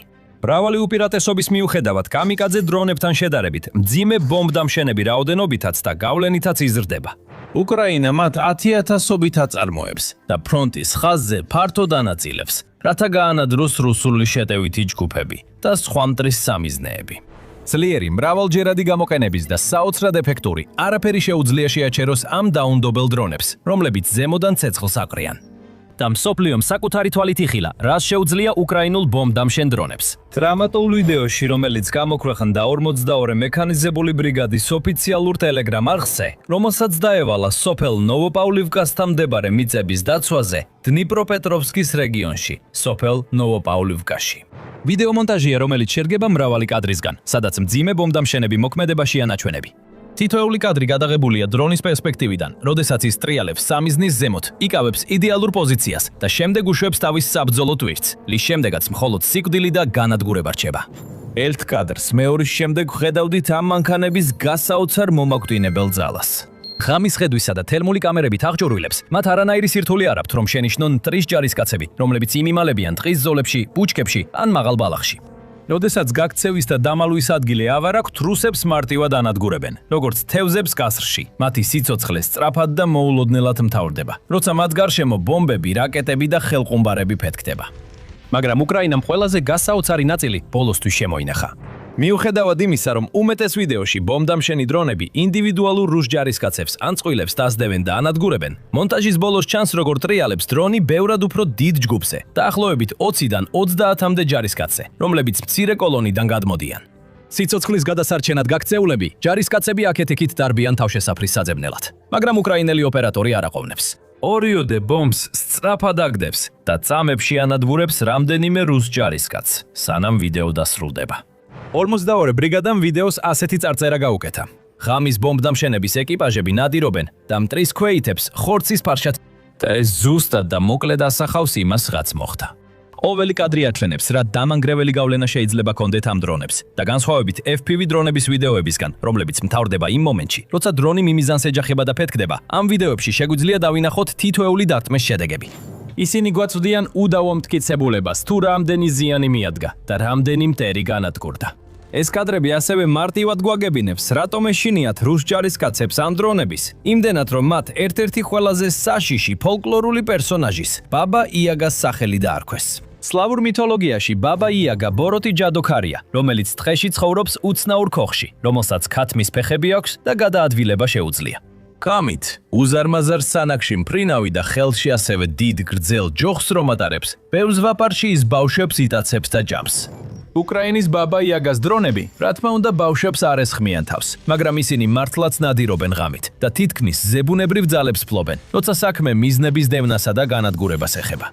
ისინი სხვადასხვა ფორმითაც არსებობს და სხვადასხვა კომპანიების მიერ არის დამზადებული, ოფიციალური სახელებით, როგორიცაა ვამპირი, R18 ნემეზისი და ყაზანი, მაგრამ ყველა მათგანი ბაბა იაგას კატეგორიაში გადის, რუსი ჯარისკაცების თვალში. როგორც წესი, ისინი აღჭურვილია მინიმუმ 6 დიდი როტორით, რაც საშუალებას აძლევს მათ აფრენას, მაღალი სიჩქარით გადაადგილებას და შედარებით მძიმე ტვირთის გადაზიდვას. ამ ბომბდამშენი დრონებს ხშირად შეუძლიათ დაფაფარონ 12 მილი ან 20 კილომეტრი მანძილი. თან ატარონ დაახლოებით 33 ფუნტი, ანუ 15 კილოგრამი საბრძოლო მასალა. ეს საბრძოლო მასალა შეიძლება მოიცავდეს ყველაფერს: გადაკეთებული ტანკსაწინააღმდეგო ნაღმებიდან დაწყებული, ხელყუმბარებით, ფორმირებული მუხტებით და ნაღმთხორცნის ჭურვებით დამთავრებული, რომელთა ჩამოგდება ზემოდან მტრის სამიზნეებზე შესაძლებელია საოცარი სიზუსტით. მაგალითად, R18 შეუძლია დააზიანოს კონკრეტული 1 კვადრატული მეტრი ტერიტორია, თითქმის 1000 ფუტის, ანუ 300 მეტრის სიმაღლიდან. ეს სიზუსტე ერთ-ერთი მთავარი მიზეზია, რატომაც უკრაინის ბომბდამშენი დრონები ასეთი წარმოუდგენლად ეფექტური და შედეგიანია თავიანთ საქმეში. ისინი ძალიან სანდოა და უმეტესად ზუსტად ახერხებენ სამიზნეების დაზიანებას. ეს ნიშნავს უფრო მეტ წარმატებულ მისიას, ნაკლებად დაკარგულ რესურსებს და მტრის უფრო დიდ დანაკარგებს ყოველ ჯერზე, როცა ეს დრონები წაშიადიან. და როცა ვუყურებთ ამ დრონების წარმოებისა და მოვლის ხარჯებს, ისინი კიდევ უფრო შთამბეჭდავები ხდებიან. Skypol-ი, უკრაინული ბომბდამშენი დრონების სექტორის ერთ-ერთი ყველაზე დიდი სახელი. ყოველწლიურად ამ დრონების დიდ რაოდენობას აწარმოებს. თითოეულის ღირებულება დაახლოებით $8500. ეს მნიშვნელოვნად მეტია ვიდრე FPV დრონი. სინამდვილეში Skypol-ის ბომბდამშენი დრონი შეიძლება დაახლოებით 16-ჯერ მეტი ღირდეს ვიდრე კამიკაძე მოდელი. მაგრამ თუ გრძელვადიან ღირებულებას შევხედავთ, ბომბდამშენი რეალურად უფრო ეფექტურია ხარჯების მხრივ ამ ორ შორის. აი რატომ? FPV დრონი ერთჯერადი გამოყენების მოწყობილობაა. ის მიწიდან აფრინდება იმ განზრახვით, რომ აღარასოდეს დაბრუნდეს. ის მიფრინავს სამიზნისკენ და თუ ყველაფერი სწორად წავიდა, ეჯახება მას, რის შედეგადაც ხდება ერთი აფეთქება. ბომბდამშენი დრონი კი ისეა შექმნილი, რომ არა მხოლოდ აფრინდეს და გაანადგუროს სამიზნეები, არამედ შეძლოს ბაზაზე დაბრუნება, დაჯდომა, დატენვა, ხელახლა შეიარაღება და ეს ყველაფერი თავიდან გააკეთოს. გარდა ამისა, თითოეულ ასეთ დრონს ერთდროულად 4-მდე საბრძოლო მასალის გადატანა შეუძლია. ამიტომ მაშინ როცა FPV დრონი მხოლოდ ერთი ხელყუმბარის ზიანს აყენებს ტერს, ბომბდამშენი დრონი ერთ გაფრენაზე 4 აფეთქებას ახორციელებს და შეუძლია რამდენიმე მისიის შესრულება მანამ, სანამ ტერი საბოლოოდ ჩამოაგდებს. რა თქმა უნდა, ყველა ბომბდამშენი დრონი ასე დიდ ხანს ვერ ძლევს. ზოგიერთს რუსები ამჩნევენ და ანადგურებენ, მანამ სანამ ისინი მნიშვნელოვან ზიანს მიაყენებენ, ან საერთოდ მიაყენებენ. მაგრამ ბევრს მაინც შეუძლია, რომ მთელი საბრძოლო ტვირთი ჩამოაგდოს, სანამ განადგურდება. ამის წყალობით ეს დრონები ბევრად უფრო ეფექტურია ხარჯების მხრივ, ვიდრე FPV-ები. მართალია, ეროროზვიტკა, უკრაინის კიდევ ერთი მსხვილი ბომბდამშენი დრონების მწარმოებელი, აღნიშნავს, რომ მისი R18 ოქტაკოპტერი ერთ-ერთ ყველაზე საოცარ ფასსა და ღირებულებას შორის თანაფარდობას თავაზობს უკრაინის არსენალში არსებულ ნებისმიერ ტექნიკას. ჩვენ გამოვთვალეთ, რომ R18 დრონის წარმოებაში ჩადებული თითოეული დოლარი მტერს $1000 ოდენობის ზიანს აყენებს. თუ დრონი ტექნიკის ისეთ ერთეულს, როგორიცაა ტანკი დაარტყამს, ის თავის ღირებულებას ერთ ფრენაში ანაზღაურებს. საბოლოო ჯამში განადგურებული ტექნიკა მილიონები ღირს. მაშინ როცა ის ტექნიკა, რითაც ჩვენ მუშაობთ, 10,000-ობით ან 100,000-ობით ღირს და ეს ყველაფერი არ არის. ამ ტიპის დრონების კიდევ ერთი დიდი უპირატესობაა მათი უნარი. დარჩნენ ან იფრენენ მოწინააღმდეგის თავზე პოზიციაზე დიდხანს, თუნდაც შეტევის შემდეგ. ეს შეუფასებელია დაზვერვის შეგროვებისას, რათა მომავალი გადაწყვეტილებები მიიღოთ. როცა FPV დრონებთან მუშაობთ, ეკიპაჟი მხოლოდ იმას ხედავს, რასაც დრონი ხედავს შეჯახებამდე. როგორც კი დრონი მიზანს შეეჯახება, ვიდეოს გადაცემაც ხდება და მიუხედავად მაღალი თავდაჯერებულობისა, ოპერატორებს ყოველთვის არ შეუძლიათ სრულად დარწმუნდნენ, რომ მათი შეტევა წარმატებული იყო. ზოგჯერ მათ უწევთ დამატებითი სადაზვერვო დრონების გაგზავნა მხოლოდ იმისთვის, რომ ტერიტორია დაათვალიერონ და ნახონ, რამდენად დიდი ზიანი მიადგა, რაც მეტ დროს ძალისხმევასა და რესურსებს მოითხოვს. სრულიად საპირისპიროდ, ბომბდამშენი დრონები შეუძლიათ ჩამოაგდონ ბომბები და დარჩნენ ადგილზე. აგზელებენ პირდაპირ ვიდეოს გადაცემას პილოტებისთვის, აჩვენებენ როგორ ეშვება საბრძოლო მასალა მიწაზე და აძლევენ მათ საშუალებას დააკვირდნენ ზემოქმედებას და შეაფასონ მიყენებული ზიანის ოდენობა. ბომბდამშენი დრონები, როდესაც თავად ატარებენ ბრძოლის შედეგად მიყენებული ზიანის შეფასებას, ნიშნულოვნად უმარტივებენ ჯგუფებს შემდეგი ნაბიჯების დაგეგმვას. მაგალითად, გადაწყვიტონ სჭირდება თუ არა დამატებითი დრონების გაგზავნა. ეს თავის მხრივ უზრუნველყოფს რესურსების უფრო ეფექტიან გამოყენებას და იწვევს უფრო მეტ წარმატებასა და ნაკლებ მარცხს ბრძოლის ველზე. ბაბა-იაგას დრონების ბოლო დიდი უპირატესობა, რომელიც აღსანიშნავია, არის მათი განსაკუთრებული უნარი. ნადირობდნენ ღამით. უფრო იაფი და მარტივი FPV დრონები ყოველთვის ვერ აღიჭურვება მაღალი დონის კამერის ტექნოლოგიით. ამიტომ ხშირად მათი გამოყენება დღისით ხდება, როცა ოპერატორები სტანდარტულ ვიზუალურ სიგნალს ეხორდნობიან დრონის სამართავად და სამიზნეების დასანახად. რადგან ბომბდამშენი დრონებისთვის მეტი ფული და დრო იხარჯება და ისინი ბევრად უფრო ხანგრძლივი გამოყენებისთვისაა შექმნილი, ვიდრე FPV დრონები. ისინი ხშირად აღჭურვილია თერმული და ოპტიკური კამერების კომპლექტით, რაც მათ საშუალებას აძლევს პირდაპირ ბნელშიც კი დაინახონ და აღმოაჩინონ მტრის სამიზნეები, მაშინაც კი როცა ისინი კამუფლაჟში არიან ან სცენარეულობაში იმალებიან. ვიდეო, რომელიც გააზიარა 42 მექანიზებულმა ბრიგადამ, აჩვენებს რამდენად მნიშვნელოვანია ეს, რადგან დრონები რეგულარულად პოულობენ რუს ჯარისკაცებს, რომლებიც მიწაზე წვანან და ჰგონიათ, რომ დამალულები და უსაფრთხოდ არიან, სრულიად გაუცნობიერებლად, რომ მათი სიცოცხლის ბოლო წამები სწრაფად იწურებენ. რაც კიდევ უფრო ამძიმებს მდგომარეობას რუსეთისთვის და ამავე დროს ამსუბუქებს უკრაინისთვის, ეს დრონები კიდევ უფრო მომაკვდინებელი ხდება. ეხლა სანამ ამ თემას უფრო დეტალურად განვიხილავთ, თქვენ უყურებთ სამხედრო შოუს. თუ ჯერ არ გაქვთ გამოწერილი, ეხლა საუკეთესო დროა ამისთვის. უკრაინამ დრო არ დაკარგა მძიმე ბომბდამშენი დრონების ფლოტის შექმნაზე მუშაობაში. თითქმის მაშინვე, მას შემდეგ რაც რუსეთმა 2022 წლის თებერვალში სრულმასშტაბიანი შეჭრა დაიწყო, უკრაინულმა თავდაცვითმა კომპანიებმა დაიწყეს იმის შესწავლა, თუ როგორ შეეძლოთ სასოფლო სამეურნეო და მძიმე დრონების პლატფორმების საბრძოლო მიზნებისთვის ადაპტირება. მალე პირველი ბომბდამშენები განვითარების ეტაპიდან გამოვიდა. მაგალითად, Skyfall-მა შექმნა Vampiri, 6 როტორიანი მძიმე ბომბდამშენი, რომელიც ოფიციალურად 2023 წელს შევიდა ექსპლუატაციაში. სხვა კომპანიები და ბომბდრონებიც მალე გამოჩნდნენ, რაც უკრაინის შეიარაღებულ ძალებს სულ უფრო დამანგრეველი და მრავალფეროვანი უპილოტო საფრენი აპარატების არსენალს აძლევდა არჩევისთვის. ეს დრონები მალევე გამოიყენეს და პირველი მისიები დონეცკსა და ხარკოვში შეასრულეს. ღამის საფარში ისინი ცაში ადიოდნენ და ღამისა და თერმული ხედვის კამერებით მტრის ჯარისკაცებს ეძებდნენ. შემდეგ კი უმოწყალო ეფექტიანობით ანადგურებდნენ მათ. ცივი, გამოთვლილი მკვლელები, ეს შეუდარებელი მტაცებლები მალე საშიშ რეპუტაციას მოიპოვებენ რუსებს შორის, რომლებსაც უკვე აღარ უწევდათ მხოლოდ მტრის FPV დრონების თავიანთი ბუნკერებისა და მანქანებისკენ სწრაფვაზე ფიქრი. მაგრამ ახლა მათ ახალი და კიდევ უფრო საშიში საფრთხე ელოდათ, ბზუილიანი ურჩხულები, რომლებიც პირდაპირ თავზე აკლიდნენ ბომბებს.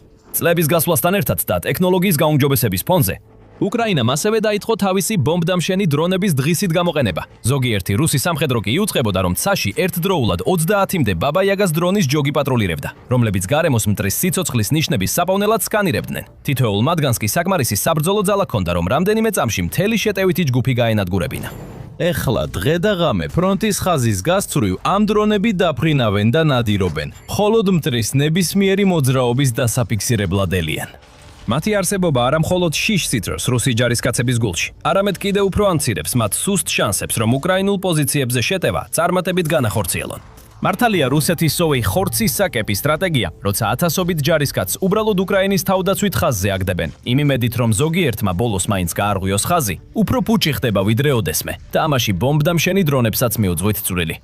გარდა ამისა, კრემლს ძალიან ცოტა გზა აქვს ამ საშიში ახალი საფრთხის წინააღმდეგ საბრძოლველად, რადგან მაშინაც კი როცა ისინი რაღაც გამოსავალს პოულობენ, უკრაინა ყოველთვის ახერხებს მის გაუქმებას. მაგალითად, საწყის ეტაპებზე უკრაინას აუცილებლად არ ჰქონდა რესურსები ან ბიუჯეტი, რომ ეს დრონები დიდი რაოდენობით დაემზადებინა. ამიტომ რუს ჯარისკაცებს შეეძლოთ უფრო უსაფრთხო, ნაკლებად დაცული გზების პოვნა მტრის ხაზებს მიღმა. ეხლა მხოლოდ ერთ უკრაინულ კომპანიას, Skyfall-ს, შეუძლია წელიწადში 100,000 ბომბდამშენის წარმოება. სხვა კომპანიებიც 10,000-ობით დრონს აწარმოებენ, რაც უკრაინას მუდმივ და სტაბილურ მარაგს აძლევს ასაფეთქებელი ძალის გამოყენებისთვის რუსული რიგების წინააღმდეგ. გარდა ამისა, ეს კომპანიები მუდმივად ეძებენ გზებს, რომ გააუმჯობესონ თავიანთი დიზაინები და ერთი ნაბიჯით წინ იყვნენ კრემლის ნებისმიერი საწინააღმდეგო ზომის მიმართ. როდესაც რუსებმა დაიწყეს ელექტრონული ომის ტექნოლოგიის გამოყენება, GPS-ით მართული ბომბდამშენი დრონების დასაბლოკად, მაგალითად Skyfall-მა დაამატა დაუბლოკავი ინერციული და რელიეფთან შესაბამისი ნავიგაციის სისტემები, რაც მათ დრონებს პრაქტიკულად სრულად გაუმტარს შეტევების მიმართ. ანალოგიურად, როდესაც რუსულმა ძალებმა დაიწყეს საკუთარი კომპაქტური HRZ FPV დრონების გამოყენება ბომბდამშენების გასანადგურებლად, Skyfall-მა თავის ერთეულებს ახალი თავდაცვითი მოწყობილობა დაამატა. ამის წყალობით, თუ მტრის რომელიმე გადამჭერი დრონი ძალიან ახლოს მივა, ეს მოწყობილობა აქტიურდება. ეს აჩრდილავს მტრის დრონის კამერას, რის გამოც ოპერატორს უწევს ბრმად ფრენა და ბევრად უფრო მაღალია ალბათობა, რომ მიზანს ააცილებს და საკუთარი დრონი მიწაზე ჩამოაგდებს. ეს შეიძლება ღამითაც კი იმუშაოს, რადგან უკრაინის ზოგიერთი ბომბდამშენი აღჭურვილია სპეციალური ინფრაწითელი პროექტორებით, რომლებიც ანეიტრალებს ნებისმიერ ინფრაწითელ კამერას, რომელსაც რუსები შეიძლება იყენებდნენ ღამის ოპერაციების დროს მათი აღმოჩენისა და შეჩერებისთვის. და გაუმჯობესებებები ამით არ მთავრდება. ზოგიერთი ბომბდამშენის ვარიანტი ახლა აღიჭურვება Starlink-ის საკომუნიკაციო ტექნოლოგიით, რათა მათი მოქმედების რადიუსი კიდევ უფრო გაიზარდოს. ეს მცირე ტვირთანწეობის შემცირების ფასად მოდის, მაგრამ ეს ნიშნავს, რომ უკრაინა მალე შეძლებს დაიწყოს სამიზნეების დაბომბა რუსეთის ტერიტორიაზე უფრო ღრმად, რაც ახალშესაძლებლობებს გახსნის დამანგრეველი შეტევებისთვის.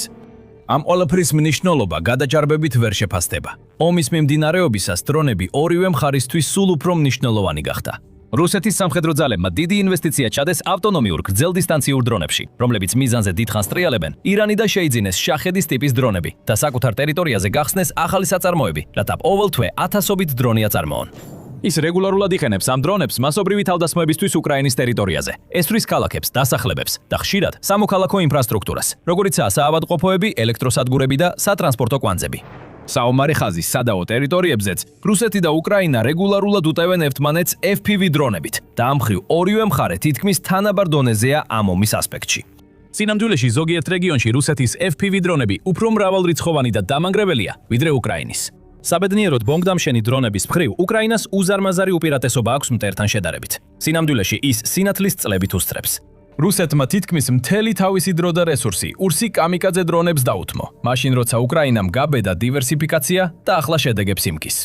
ეხლა მას მსოფლიოში ერთ-ერთი ყველაზე ძლიერი, მომაკვდინებელი და ძნელად გასანადგურებელი დრონები აქვს, რომლებიც ეფექტურად გამოიყენება. არსებობს ათობით ანგარიში წარმატებული იერიშებზე, არა მხოლოდ მტრის ჯარისკაცებზე, არამედ უფრო ღირებულ ობიექტებზეც. მაგალითად, 2026 წლის თებერვლის ბოლოს უკრაინის სამხედრო სამართალდამცავი სამსახურის პილოტებმა განაცხადეს წარმატებული იერიშზე რუსულ S-300-ის საზენიტო სარაკეტო სისტემაზე, ასევე შავი თვალის ელექტრონული ომის დანაყოფზე. ფიქსირებული ფრთის მქონე ბომბდამშენი დრონის ეკიპაჟმა აღმოაჩინა და დაარტყა S-300-ის, რომელიც ერთ-ერთი ყველაზე ძვირად ღირებული საებული საჰაერო თავდაცვის სისტემაა, რომელსაც ამჟამად რუსული ძალები იყენებენ. ერთი S-300 რაკეტის ღირებულება დაახლოებით $2 მილიონი, ხოლო სრული კომპლექსის ფასი დაახლოებით $100 მილიონ შეადგენს. ბოლო თვეებში ასევე გავრცელდა ცნობები და ვიდეოები, სადაც უკრაინის ბომბდამშენები ხარკოვში რუსული ბუნკერების ხაზებს და კონსტანტინოვკასთან ქვეითთა სატვირთოებს უტყამენ. ვიდეო მტკიცებულებები ასევე აჩვენებს, როგორ ანადგურებენ ისინი ტანკს, რომელიც რუსებს დამალული ჰქონდათ, აფეთქებენ გამაგრებულ შენობებს და აზიანებენ ძვირადღირებულ სამხედრო ტექნიკას კურსკში. და როდესაც ისინი ამ მსხვილ ობიექტებს არ ანადგურებენ, ბომბდამშენები ან ჭრიან, ან კლავენ, ან კი რუს ჯარისკაცებს აიძულებენ სიცოცხლის შესანარჩუნებლად, თეთრი დრო შეაფრიალონ და დანებდნენ. იმ დროს, როდესაც კრემლის სარდლები სულ უფრო მეტად ეხრდნობიან ქვეითთა შეტევებს ფრონტის ხაზზე, მნიშვნელოვანი ტერიტორიების დასაკავებლად, ბომბდამშენები შეიძლება ითქვას, უკრაინის თავდაცვით არსენალში ყველაზე მნიშვნელოვანი ელემენტებია. როდესაც მათ თითქმის არ აქვთ ან საერთოდ არ აქვთ ჯავშანი დასაცავად, ეს რუსი ჯარისკაცები სრულიად დაუცველები არიან და მთლიანად დამოკიდებულნი არიან უკრაინელი დრონების ოპერატორების ნებაზე, რომლებიც უბრალოდ ათავსებენ თავიანთ უპილოტოებს ზემოდან და უშვებენ ძლიერ დამანგრევალ ტვირთს. ეს კრემლს უამრავ მსხვერპლს აკენებს და მიუხედავად იმისა, რომ რუსეთს წარსულში შეეძლო დანაკარგების ანაზღაურება ახალი ჯარისკაცების გაწვევით, ახლა ეს ყველაფერი იც შეცვლას. უახლესი მონაცემები აჩვენებს, რომ რუსეთი ბოლოს და ბოლოს უფრო მეტ ჯარისკაცს კარგავს, ვიდრე შეუძლია ახალი მოიზიდოს. უკრაინის მთავარსარდალმა გენერალმა ოლექსანდრ სირსკიმ განაცხადა, რომ კრემლმა 2025 წელს დაახლოებით 12,000-ით მეტი ჯარისკაცი დაკარგა, ვიდრე მოახერხა ახალი გაწვევა და მისი დანაკარგები აქედან მხოლოდ გაუარესდება. კიევის ძალები მუდმივად დღეში მინიმუმ 1,000 მსხვერპლს აყენებენ მტერს თავიანთი ტერიტორიების დაცვისას. ეს საშუალო თვეში დაახლოებით 30,000 შეადგენს და უკრაინა მზადაა ეს მაჩვენებელი კიდევ უფრო გაზარდოს. დასახული აქვს მიზნად თვეში დაახლოებით 50,000 რუსი ჯარისკაცის დანაკარგი. თუ ამას მიაღწევს ან მიახლოვდება, რუსეთი მძიმე მდგომარეობაში აღმოჩნდება. როდესაც სულ უფრო და უფრო ნაკლები ჯანმრთელი რუსი თანხდება ვლადიმირ პუტინის სუიციდიდურ სპეციალურ სამხედრო ოპერაციაში მონაწილეობას, კრემლი დაინახავს, როგორ მცირდება და სუსტდება მისი არმია ყოველ გასულ კვირაში. ეს ნიშნავს ნაკლებ ჯარს წინა ხაზზე, უფრო პატარა დანაყოფებს, ნაკლებად ეფექტურ შეტევებს და კიდევ უფრო მარტივ ამოცანას. უკრაინის დრონების ეკიპაჟებისთვის, რომლებიც ადვილად შეძლებენ გასაჭირში მყოფ რუს ჯარისკაცებზე ნადირობას. გრძელვადიან პერსპექტივაში ეს დრონები უკრაინას მხოლოდ თავის ტერიტორიის დაცვაში არ დაეხმარება, არამედ დაკარგული მიწების დაბრუნებაშიც. ჩვენ უკვე ვხედავთ ამის ნიშნებს ყირიმში, სადაც უკრაინული ძალები დგამენ პირველ დიდ ნაბიჯს რეგიონის სრული გათავისუფლებისკენ, რომელიც უკვე 10 წელზე მეტია რუსეთის კონტროლის ქვეშაა. რუსეთს Starlink-ზე წვდომა შეუწყდა და ახლა უკრაინას უპირატესობა აქვს ბრძოლის ველზე. უკრაინა ამ უპირატესობას ივენებს. საპასუხო შეტევები მიმდინარეობს და უკრაინა იბრუნებს ტერიტორიებს, მაგრამ ეს არ არის უკრაინის ნამდვილი სტრატეგია. რასაც ახლა ვხედავთ, არის უკრაინის ტაქტიკის ცვლილება. ეს 715,000 რუსს აგებინებს პასუხს იმაზე, რაც მათ ქვეყანას ჩაიდინეს. ეს მხოლოდ ტერიტორიის დაბრუნებას არ ეხება. ეს ეხება თავდაცვის გაძლიერებას იმ დონემდე, რომ რუსეთი კიდევ 10,000-ობით ჯარისკაცს დაკარგავს უკრაინის გატეხვის მცდელობისას. ამჟამად უკრაინა კონტრშეტევას ახორციელებს რუსული ძალების წინააღმდეგ რამდენიმე რეგიონში, მათ შორისაა მეზობელი ზაპოროჟიესა და დნიპროპეტროვსკის ოლქები. ორივე ეს ოლქი უკრაინის სამხრეთ-აღმოსავლეთში მდებარეობს. მოუმზადებელი დამკვირვებლისთვის ეს აშკარა მცდელობაა უკრაინის მხრიდან, რომ უკან დააბრუნოს რუსეთის მიერ 2025 წელს მიღწეული წარმატებები და შესაძლოა საფუძველი ჩაუყაროს უფრო მასშტაბურ კონტრშეტევას, რომელიც სამხრეთ-აღმოსავლეთში უფრო ღრმად შეიჭრება. შესაძლოა ეს იყოს რუსული თავდაცვითი ხაზის გარღვევა, რაც შეიძლება გამოიწვიოს უკრაინის დიდი ნაწილის გათავისუფლება, რომელიც რუსეთის მიერ ომის დიდი ნაწილის განმავლობაში უკანონოდ იყო ოკუპირებული. საბოლოოდ რუსეთმა დაკარგა წვდომა Starlink-ზე. ეხლა იდეალური დროა უკრაინისთვის კონტრშეტევაზე გადასასვლელად. და სწორედ ამას აკეთებს უკრაინა. უბრალოდ არა იმ მიზეზით, რასაც თქვენ შეიძლება ელოდეთ. რამდენიმე წუთში აგიხსნით რა არის უკრაინის ნამდვილი მიზანი. მანამდე კი დავბრუნდეთ იანვრის ბოლოს და რუსულ შეტევას, რომელმაც ბრძოლის ველზე უზარმაზარი ცვლილება გამოიწვია. 27 იანვარს Guardian-მა გაავრცელა ინფორმაცია, რომ რუსულმა დრონებმა დაარტყეს სამგზავრო მატარებელს უკრაინის ჩრდილო-აღმოსავლეთში. ეს არ იყო სამხედრო ობიექტზე თავდასხმა, არამედ ტერორისტული აქტი, რომელმაც ხარკოვის რეგიონში 5 ადამიანი იმსხვერპლა. ნებისმიერ ქვეყანაში სამოქალაქო მატარებელზე დრონით თავდასხმას ზუსტად ასე შეაფასებდნენ, როგორც ტერორიზმს. ამაში არ არის და ვერ იქნება არანაირი სამხედრო მიზანი. სრულიად სამართლიანად აღშფოთდა უკრაინის პრეზიდენტი ვოლოდიმირ ზელენსკი თავდასხმის შემდეგ. სოფლიომ ყურადღება მიაქცია რუსეთის მორიგ სისასტიკეს. განსაკუთრებით კი ერთმა ადამიანმა გადაწყვიტა, რომ საბოლოოდ დროი ომოქმედებისთვის. რუსეთის მიერ უკრაინელი მშვიდობიანი მოსახლეობის სასტიკი თავდასხმის შემდეგ ილონ მასკმა SpaceX დაავალა, რომ რუსეთისთვის დაებლოკათ წვდომა Starlink-ის თანამგზავრებზე, რომლებიც სავარაუდოდ პუტინის ძალებმა გამოიყენეს მატარებელზე თავდასხმისთვის. როგორც ჩანს, უკრაინის Starlink-ის ტერმინალები დაამატეს თეთრ სიაში, რაც უზრუნველყოფდა მათ ჩვეულებრივ გამოყენებას. რუსეთის ტერმინალები კი ან შავ სიაში მოხვდა, ან ახლა, როდესაც რუსეთი ცდილობს მათ გამოყენებას, ისინი არალეგალურ ტერმინალებად გამოისახება. ამ ერთმა ნაბიჯმა ქაოსი გამოიწვია რუსეთის რიგებში. როგორც დავით ჰემბლინგი Forbes-ში 6 თებერვალს წერს, რუსებზე გავლენა კატასტროფული იყო. ზოგიერთი დანაყოფი ინტერნეტ კომუნიკაციების 90%-ის დაკარგვაზე საუბრობს. არსებობს ცნობები მრავალი მეგობრული ცეცხლის შემთხვევის შესახებ, რადგან რუსები ვერ ახერხებენ მეგობრისა და მტრის გარჩევას. რუსული ძალების მართვა და კონტროლი უკრაინის ბევრ რეგიონში შეწყდა, რადგან Starlink-ის ტერმინალები, რომელთაც ადრე ეკრნობოდნენ, უსარგებლო გახდა. რუსი ჯარისკაცები ერთმანეთს ესვრიან, უკრაინის ველურ ბუნებაში იკარგებიან და პირდაპირ რომ ვთქვათ, ფრონტის ხაზზე იშლებიან. Starlink-ის გათიშვამ საფუძველი ჩაუყარა იმას, რასაც ახლა უკრაინა აკეთებს. როგორც United 24-მა მედიამ 11 თებერვალს გაავრცელა, Starlink-ის გათიშვამ რუსეთის ჯარები უკრაინული კონტრშეტევებისთვის დაუცველად დატოვა.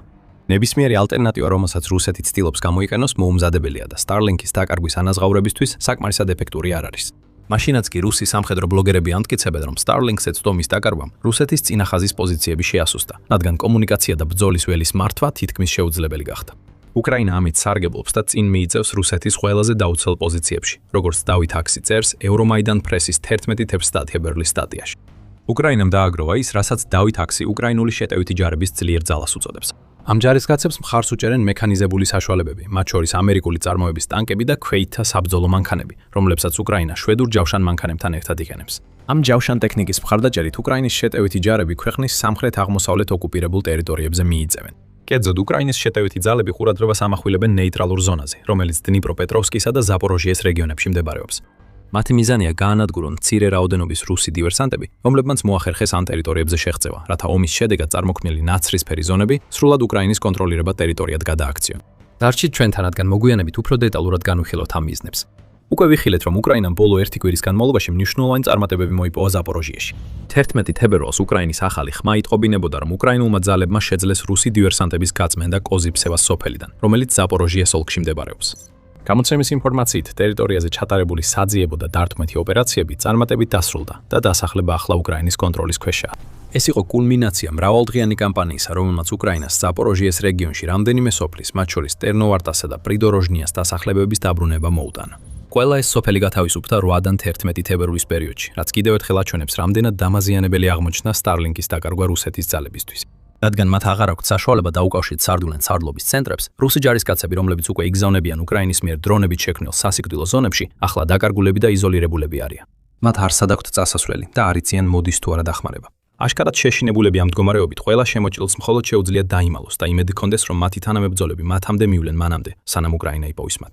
უკრაინამ გამოიყენა Starlink-ის შესაძლებლობა, რათა სამხრეთ-აღმოსავლეთით თავის ტერიტორიის ნაწილი დაიბრუნოს და ამით რამდენიმე დაუყოვნებელი მიზანი უკვე აღწია. პირველი ამ მიზნებიდან, როგორც უკვე აღვნიშნეთ, არის სამხრეთ-აღმოსავლეთ რეგიონების გის გათავისუფლება იმ შემოჭრილებისგან, რომლებიც 2025 წლიდან ამდენ პრობლემას ქმნიან.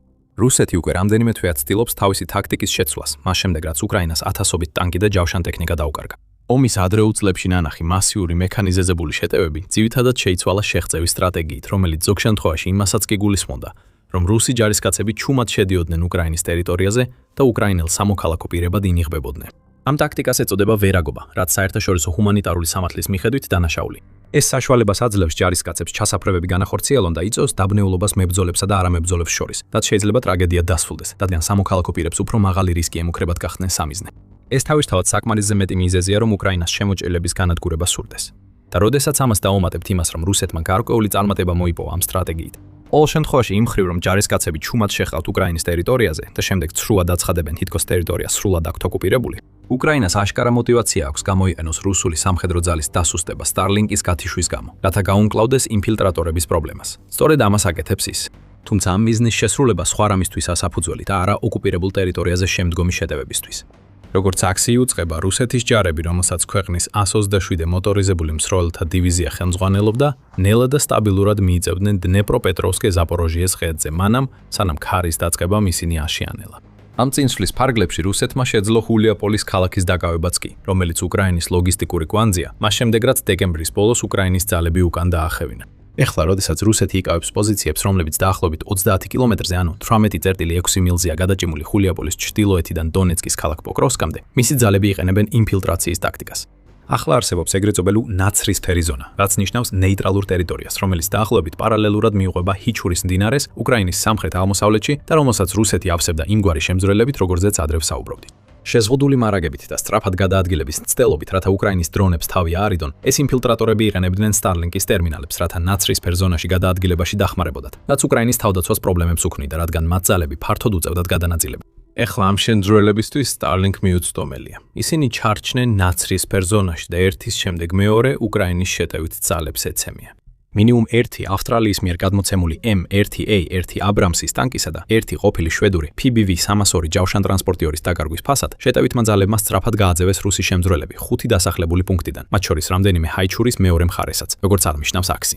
სხვა სიტყვებით რომ ვთქვათ, ნაცრისფერი ზონები აღარ არის ნაცრისფერი. ისინი უკრაინას ეკუთვნის. და სწორედ ეს გახდება ახალი სტრატეგიის საფუძველი, რომელიც გაანადგურებს იმ 715,000 ჯარისკაცს, რომელიც ახლა რუსეთს ხავს უკრაინაში.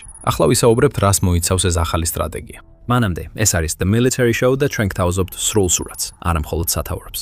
ასე რომ, გამოიწერეთ დღესვე და დარწმუნდით, რომ ყოველთვის ერთი ნაბიჯით წინ ხართ. მაშ რა არის ეს ახალი სტრატეგია? უკრაინის სამხრეთ-აღმოსავლეთის სტაბილიზაცია ნაცვლად იმისა, რომ შეეცადონ მეტი ტერიტორიის მოპოვებას. უკრაინის ერთ-ერთი ყველაზე დიდი პრობლემა სამხრეთ-აღმოსავლეთ ტერიტორიებზე ის არის, რომ იქ არსებული გამაგრებები შედარებით სუსტი იყო რუსეთის შეჭრის დროს და მას შემდეგაც დიდად არ გაუმჯობესებულა. 2024 წლის მაისში ჩვენ ვიხილეთ ამ სუსტი გამაგრებების გავლენა აუდიუკას დაცემის შემდეგ, რაც პოპროვსკის რეგიონს შეეხო. როგორც იმ დროს AP News-მა გაავრცელა, უკრაინის ჯარისკაცები წუხდნენ იმაზე, რომ აუდიუკას უკან, ქალაქის ზურგში თავდაცვითი ხაზები არ არსებობდა, რაც სავარაუდოდ ერთ-ერთი მთავარი მიზეზია იმისა, რომ რუსეთის მიერ აუდიუკას დაკავებამ მას საშუალება მისცა ასე სწრაფად გადაეტანა შეტევა პოპროვსკის ქალაქს. პატიარიმ, რომელიც დანაყოფის მეთაურია და AP News-თან ისაუბრა, პრობლემა მოკლედ აღწერა. აუცილებელია გავზარდოთ გამაგრებითი ნაგებობების მშენებლობის ტემპი, რათა როცა უკან დავიხევთ, უკვე მომზადებულ პოზიციაზე დავიხიოთ, განცხადა პატიარიმ გამოცემას და დაამატა. ეს გამაგრებები საკმარისი არ არის. სიტუაცია იმდენად მძიმე იყო, რომ კიევის ეროვნული უნივერსიტეტის პოლიტიკურ მეცნიერებათა პროფესორმა, მალაია აკადემიის წარმომადგენელმა ტარას კუზიომ 2025 წლის აპრილში მთელი სტატია მიუძღვნა გამოცემა New Voice of Ukraine. სადაც დასვა კითხვა, ვინ იყო პასუხისმგებელი უკრაინის მიერ სამხრეთ-აღმოსავლეთის დაკარგვაზე. კუზიომ უკრაინის სამხრეთ-აღმოსავლეთის დაცემის პასუხისმგებლობის ნაწილი თავად უკრაინას დააგისრა და დაწერა. ზელენსკი დამნაშავეა იმაში, რომ უგულებელყო რუსი აგენტების შეღწევას ბუში. ასევე ბუს ხელმძღვანელად დანიშნა ივან ბახანოვი, რომელსაც დაზვერვით ოპერაციებში გამოცდილება არ ჰქონდა. და იყო გულუბრყვილო ვლადიმირ პუტინის მიმართ, განსაკუთრებით 2019 წელს და რუსეთის იმპერიალიზმის საკითხში. ზელენსკიმ ხერსონის ყირიმის ხაზზე სათანადო თავდაცვა არ მოამზადა, მაგალითად ვერ გასცა ბრძანება ნარმების ველების მოწყობის შეწმის შესახებ, ამტკიცებს კუზიო. სხვა სიტყვებით რომ ვთქვათ, უკრაინამ საკმარისი არ გააკეთა იმისთვის, რომ მომზადებულიყო იმაზე, რაც პუტინმა ფაქტობრივად ქვეყანას უთხრა, რომ მოხდებოდა ყირიმისა და დონბასის ნაწილის ანექსიის შემდეგ 2014 წელს. სამწუხაროდ უკრაინამ სამხრეთსა და სამხრეთ-აღმოსავლეთში მნიშვნელოვანი ტერიტორიების დაკარგვის ფასი გადაიხადა. ეს კარგად გვაბრუნებს იმ რეალურ მიზანთან, რაც ახლა უკრაინის მიერ სამხრეთ-აღმოსავლეთში რუსეთის წინააღმდეგ მიმდინარე კონტრშეტევების უკან დგას. ეს შეტევები დიდი ტერიტორიების დაბრუნებას არ ეხება. პირდაპირ ვთქვათ, უკრაინას არ აქვს საკმარისი ცოცხალი ძალა, რომ პუტინის ძალების შეჭრის მიერ შეჭრის ადრეულ ეტაპებზე მიღწეული ფართო წარმატებები უკან დააბრუნოს. რაც უკრაინას აქვს, ეს არის საკმარისი ჯარისკაცები, რომ რუსი შემოჭრილები ზაპოროჟიესა და დნიპროპეტროვსკის ნაცრისფერი ზონებიდან გააძევოს. ზუსტად ამას აკეთებს უკრაინა და ამას აკეთებს იმისთვის, რომ ეს ნაცრისფერი ზონები გაამაგროს და უკრაინის ტერიტორია დაქციოს, რომლის გავლითაც რუსეთს მოუწევს უთვალავი ჯარისკაცის შეყვანა, თუ კიდევ სურს წინსვლის შანსი ჰქონდეს. ეს მართლაც გენიალურია უკრაინის მხრიდან. მისი სტრატეგია, რომ თავდაცვით მიაღწიოს მიზანს და არ გარისკოს თავისი ჯარისკაცების სიცოცხლე მასიური წინსვლის მცდელობისას. ფრანგმა სამხედრო ანალიტიკოსმა კლემან მოლანმა განმარტა, რას ხედავდა უკრაინის სამხრეთ-აღმოსავლეთში ერთ-ერთ გამოფენაზე. ზოგი საუბრობს უსპანიმკაზე როგორც მიზანზე, რაც შესაძლებელია. ეს ტერიტორია ძალიან რთულია რუსეთისთვის გადაადგილებისთვის. ჩვენ ნახეთ ზემოქმედების რუკები. მაგრამ მე არ ფიქრობ, რომ ეს მოხდება, მიუთითა მილანმა და დაამატა. პრიორიტეტია ჰიჩურის მდინარის პოკროვსკის მისასვლელის დაცვა. ეს დროს მოუტანს დამატებითი გამაგრებების გასაკეთებლად ამ ტერიტორიაზე და ეს არის უკრაინის საბოლოო სტრატეგია. უკრაინა ცდილობს გამოასწოროს თავისი სამხრეთ-აღმოსავლეთის დასუსტებული თავდაცვა იმით, რომ გარდაქმნის იმ ნაცრისფერ ზონებს, სადაც რუსეთს ჰქონდა ცდომა სტარლინგზე, პირდაპირ სასიკვდილო ზონებად, რომლებიც გაანადგურებენ რუს ჯარისკაცებს, თუ ისინი შეეცდებიან შეღწევას ან შტურმით გავლას. ეს შეიძლება არ იყოს ის, რასაც ბევრი ელოდება იმის შემდეგ, რაც უკრაინამ გააკეთა, მაგრამ ეს არის სტრატეგია, რომელიც გამოიწვევს უზარმაზარი რაოდენობის რუსი ჯარისკაცების დაღუპვას. და აი რატო? ომის შესწავლის ინსტიტუტის, ანუ ISW-ს მიხედვით, კრემლი ამზადება ახალი ზაფხულის შეტევისთვის, რომელიც დაემსგავსება იმ შეტევას, რაც 2025 წელს ვიხილეთ. იმ შეტევამ ვერ შეძლო პოკროვსკის აღება, რომელიც მთავარი სტრატეგიული მიზანია. ამიტომ შეგვიძლია ვივარაუდოთ, რომ ამ ახალ შეტევაში რუსეთი შეეცდება ამ ქალაქის დაკავებას, სანამ უფრო ღრმა შეტევას განახორციელებს დონეცკში. ამის გარდა ეს მიუთითებს, რომ პუტინს არ აქვს მის მიერ დაწყებული ომის დასრულების განზრახვა, მიუხედავად მისი განცხადებებისა. სხვა შემთხვევაში ეს ახალი ზაფხულის შეტევა კონცენტრირდება სლოვიანსკის, კრამატორსკის და ურიკივ ზაპორიჟიას მიმართულებებზე. სწორედ იმ მიმართულებით, სადაც უკრაინამ დაიბრუნა ნაცრისფერი ზონები და ახლა მათ გამაგრებაზე მუშაობს, თუ მილანს დაუჯერებთ. თუმცა ამ სტრატეგიასთან უკვე წარმოიქმნება პრობლემა. როგორც ISW განმარტავს, რუსეთის სამხედრო სარდლობა გავრცელებული ინფორმაციით გეგმავს თავისი სავარაუდოდ შეზღუდული სტრატეგიული რეზერვების გამოყენებას 2026 წლის ზაფხულის დაგეგმილ შეტევაში უკრაინის სამხრეთ და აღმოსავლეთ ნაწილში. საკვანძო სიტყვაა შეზღუდული. რას გეგმავს რუსეთი? ახალი შეტევის დაწყებას, მიუხედავად იმისა, რომ მისი რეზერვები თითქმის ამოწურულია. და ისინი, ვინც რუსეთს ამ შეტევის დროს უკრაინაში შეხავს, სავარაუდოდ ყველაზე დაბალი დონის ჯარისკაცები იქნებიან. როგორც United 44 მედია 10 თებერვალს გაავრცელა, საშუალო რუსი ჯარისკაცი ახლა მხოლოდ 10 დღე ატარებს წურთნაში, სანამ ფრონტის ხაზზე გაგზავნიან, რათა გახდეს პუტინის ომისთვის საზარბაზნე ხორცად. მოკლედ რომ ვთქვათ, რუსეთს აღარ ყავს გამოცდილი ან კვალიფიციური ჯარისკაცები, უბრალოდ საზარბაზნე ხორცს აგზავნის, რომლის დიდი ნაწილიც უკვე ნადგურდება უკრაინის თავდაცვაზე შეტევისას ისეთ ადგილებში, როგორიცაა ბაკროვსკი. სწორედ აქ ერთვება უკრაინის ახალი გამაგრების სტრატეგია. უკრაინას შეუძლია შეუტიოს ამ სუსტ ძალებს და ალბათ გარკვეულ წარმატებებსაც მიაღწევს, მაგრამ კიდევ ერთხელ უნდა აღვნიშნოთ, რომ ამჟამად უკრაინაში 715,000 რუსი იმყოფება. თუნდაც ყველაზე გამოცდილი ჯარისკაცებით უკრაინამ მნიშვნელოვნად ჩამორჩება ცოცხალი ძალით, რაც ორივე მხარეს მძიმე დანაკარგებს გამოიწვევს, თუ სრულმასშტაბიან კონტრშეტევას დაიწყებს. უკრაინას სურს, რომ დანაკარგები მხოლოდ ერთ მხარეს იყოს. ახალი გამაგრებული ნაგებობების შექმნა მას შემდეგ, რაც ქვეყნის სამხრეთ-აღმოსავლეთში მნიშვნელოვანი ტერიტორიები გათავისუფლდება, სწორედ ამის მიღწევის გზა. უკრაინა უკვე მუშაობდა იმაზე, რასაც ახლა ხედავთ. Defense Post-ის 29 იანვრის სტატიაში ნათქვამია, რომ უკრაინის დეველოპერთა ასოციაციამ უკვე ააშენა დაახლოებით 2 კილომეტრი, ანუ დაახლოებით 1,2 მილი თავდაცვითი ინფრასტრუქტურა აღმოსავლეთ ფრონტზე, რომელიც აერთიანებს 12 მიწისქვეშა პოზიციას საკომუნიკაციო მარშრუტებით, ყველაფერი უკრაინის თავდაცვის გაძლიერების მიზნით. მიუხედავად იმისა, რომ უცნობია, აშენდება თუ არა მსგავსი რამ იმ ნაცრისფერ ზონებში, რომელსაც უკრაინა აკონტროლებს, თითქმის დარწმუნებულები ვართ, რომ ნახავთ თხილების გათხრას, დრაკონის კბილების განთავსებას, ნაღმების დაგებას, ეკლიანი მავთულის გაფანტვას ყველგან და, რა თქმა უნდა, გარდაუვალ FPV დრონებს, რომლებიც რეგიონს სასიკვდილო ზონად აქცევს. ეს არის გაძლიერებული გამაგრებები. მსგავსი რამ აქამდე არ არსებობდა. 2025 წელმა უკრაინას ასწავლა, რომ შეუძლია რუსეთს დიდი დანაკარგები მიაყენოს ასეთი ტიპის თავდაცვითი ნაგებობებით. ატლანტიკური საბჭო ამას აღნიშნავს და ამბობს, რომ უკრაინის თავდაცვით მიდგომაში საკმაოდ მნიშვნელოვანი ცვლილება მოხდა, რომლის შემჩნევაც 2025-ში დაიწყეთ. უკრაინა აშენებს მცირე მასშტაბის გამაგრებების კვანძებს, რომლებსაც იყენებს რუსი ჯარისკაცების წინასწარ განსაზღვრულ სასიკვდილო ზონებში მისაყვანად, სადაც ისინი დრონებითა და артиლერიით იბომბებიან. რუსი ჯარისკაცებისთვის ბარიერების შექმნით უკრაინა ცდილობს მაქსიმალურად გაზარდოს კრემლის დანაკარგები და გამოიყენოს თავისი ბუნებრივი უპირატესობები, როგორც თავდაცვით მხარეს გამოფიტვის ომში. როგორც ჩანს, უკრაინა სწორედ ამას გეგმავს ზაპოროჟიესა და დნიპროპეტროვსკის რეგიონებში. და ქვეყანა მიცის, რომ ეს მიდგომა ეფექტური იქნება. 2025 წელი საშინელი წელი რუსი ჯარისკაცისთვის. წლის უმეტეს ნაწილში პუტინის ერთადერთი სტრატეგია, როგორც ჩანს, იყო ჯარისკაცების უკრაინის თავდაცვაზე გადაგდება, იმ იმედით, რომ ეს თავდაცვა გატყდებოდა. ჩვენ ვნახეთ, როგორ განვითარდა ეს ბუკროსკი, რადგან რუსეთი უკვე 9 წელზე მეტი აგვიანებს ამ ქალაქის ავებას, პუტინის სურვილთან შედარებით. წლის ბოლოსთვის გამოცემა National Interest-ის მიხედვით რუსეთმა სავარაუდოდ 415,000-მდე საბრძოლო დანაკარგი მიიღო. ეს ყველაფერი უკრაინის ტერიტორიის მცირე ნაწილის სანაცვლოდ. ეს არის ის გავლენა, რაც უკრაინის გამაგრებულ პოზიციებს აქვთ. 2026 წლის დასაწყისი რუსეთისთვის არც თუ უკეთესი იყო. უკრაინის შეიარაღებული ძალების მთავარსარდლის ოლექსანდრ სირსკის თქმით, რუსეთმა იანვარში დაკარგა 21,700 ჯარისკაცი, რაც დაახლოებით 9,000-ით მეტია, ვიდრე ქვეყანამ შეძლო მოეყვანა. უკრაინამ ასევე დაისახა მიზნად, ეს მაჩვენებელი თვეში 50,000-მდე გაზარდოს, რაც გამოიწვევს რუსეთის იმ 715,000 ჯარისკაცის განადგურებას, რომლებიც უკრაინაში ხტავს. რაც ახლა ზაპოროჟიაში და დნიპროპეტროვსკში ვხედავთ, არის ის, რომ უკრაინა აგრძელებს სტრატეგიას, რომელიც იცის, რომ იმუშავებს. რუსეთს არ აქვს გეგმა. ბ. მას ძლივს აქვს გეგმა. ა. უკრაინისთვის კი ეს არის შემთხვევა, როცა თუ ის ააშენებს, რუსები მოვლენ. უბრალოდ ეს სასიკვდილო გამაგრებებია და რუსები, რომლებიც მოვლენ, ვეღარასდროს იხილავენ დღის სინათლეს. ზოგიერთი მათ შორის სეთ ჯი ჯოუნსი, რომელიც არის თავდაცვისა და უსაფრთხოების დეპარტამენტის პრეზიდენტი ჰაროლდ ბრაუნის სახელობის კათედრაზე, სტრატეგიული და საერთაშორისო კვლევების ცენტრში, ამბობს, რომ რუსეთი დიდი ხანია ცდილობს დამალოს თავისი რეალური დანაკარგების რაოდენობა. სხვა ანგარიში CSIS-მა ასევე განაცხადა, რომ შესაძლებელია უკრაინის ომში დანაკარგების რაოდენობამ ორივე მხარის ერთად აღებით 2 მილიონს მიაღწიოს. მაგრამ სწორედ რუსეთი იქნება ის, ვინც ამ დანაკარგების უმეტესობას იტვირთებს. ის არის თავდამსხმელი მხარე. უკრაინა იცავს თავს და თავისი ახალი სტრატეგიით თავდაცვას უფრო ეფექტურს ხდის, ვიდრე ოდესმე ყოფილა. პუტინს დარჩენილი ერთადერთი ტაქტიკა არის ის, რომ უკრაინაში საზარბაზნე ხორცად ქცეული ჯარისკაცები გაგზავნოს. ზაპოროჟიესა და დნიპროპეტროვსკში ეს საზარბაზნე ხორცად გაგზავნილი ჯარისკაცები ახალგამაგრებულ თავდაცვებს წააწყლება, რომლებიც მათ გაანადგურებს.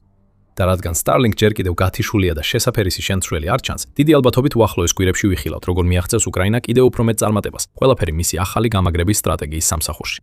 2026 წელი არ იქნება რუსეთის გამარჯვების წელი. ეს იქნება წელი, როდესაც 715,000 რუსი ჯარისკაცი პუტინის წარუმატებლობების საფასურს გადაიხდის. კიდევ ერთი რამ, რასაც უკრაინაში ვხედავთ, არის აზროვნების ცვლილება ქვეყნის სამხედრო ძალებში. თუ ადრე უკრაინა მხოლოდ გადარჩენაზე იყო კონცენტრირებული, ახლა ის მზადაა ინიციატივა საკუთარ ხელში აიღოს რუსეთის წინააღმდეგ. ეს საფრთხეს უქმნის პუტინის დასუსტებულ ძალებს და გაიგებთ რატო, თუ ჩვენს ვიდეოს ნახავთ. თუ მოგეწონათ ეს ვიდეო, ან დაგავიწყდეთ გამოიწეროთ The Military Show, რომ მეტი გაიგოთ უკრაინის საბრძოლო სტრატეგიებზე. მადლობა ყურებისთვის.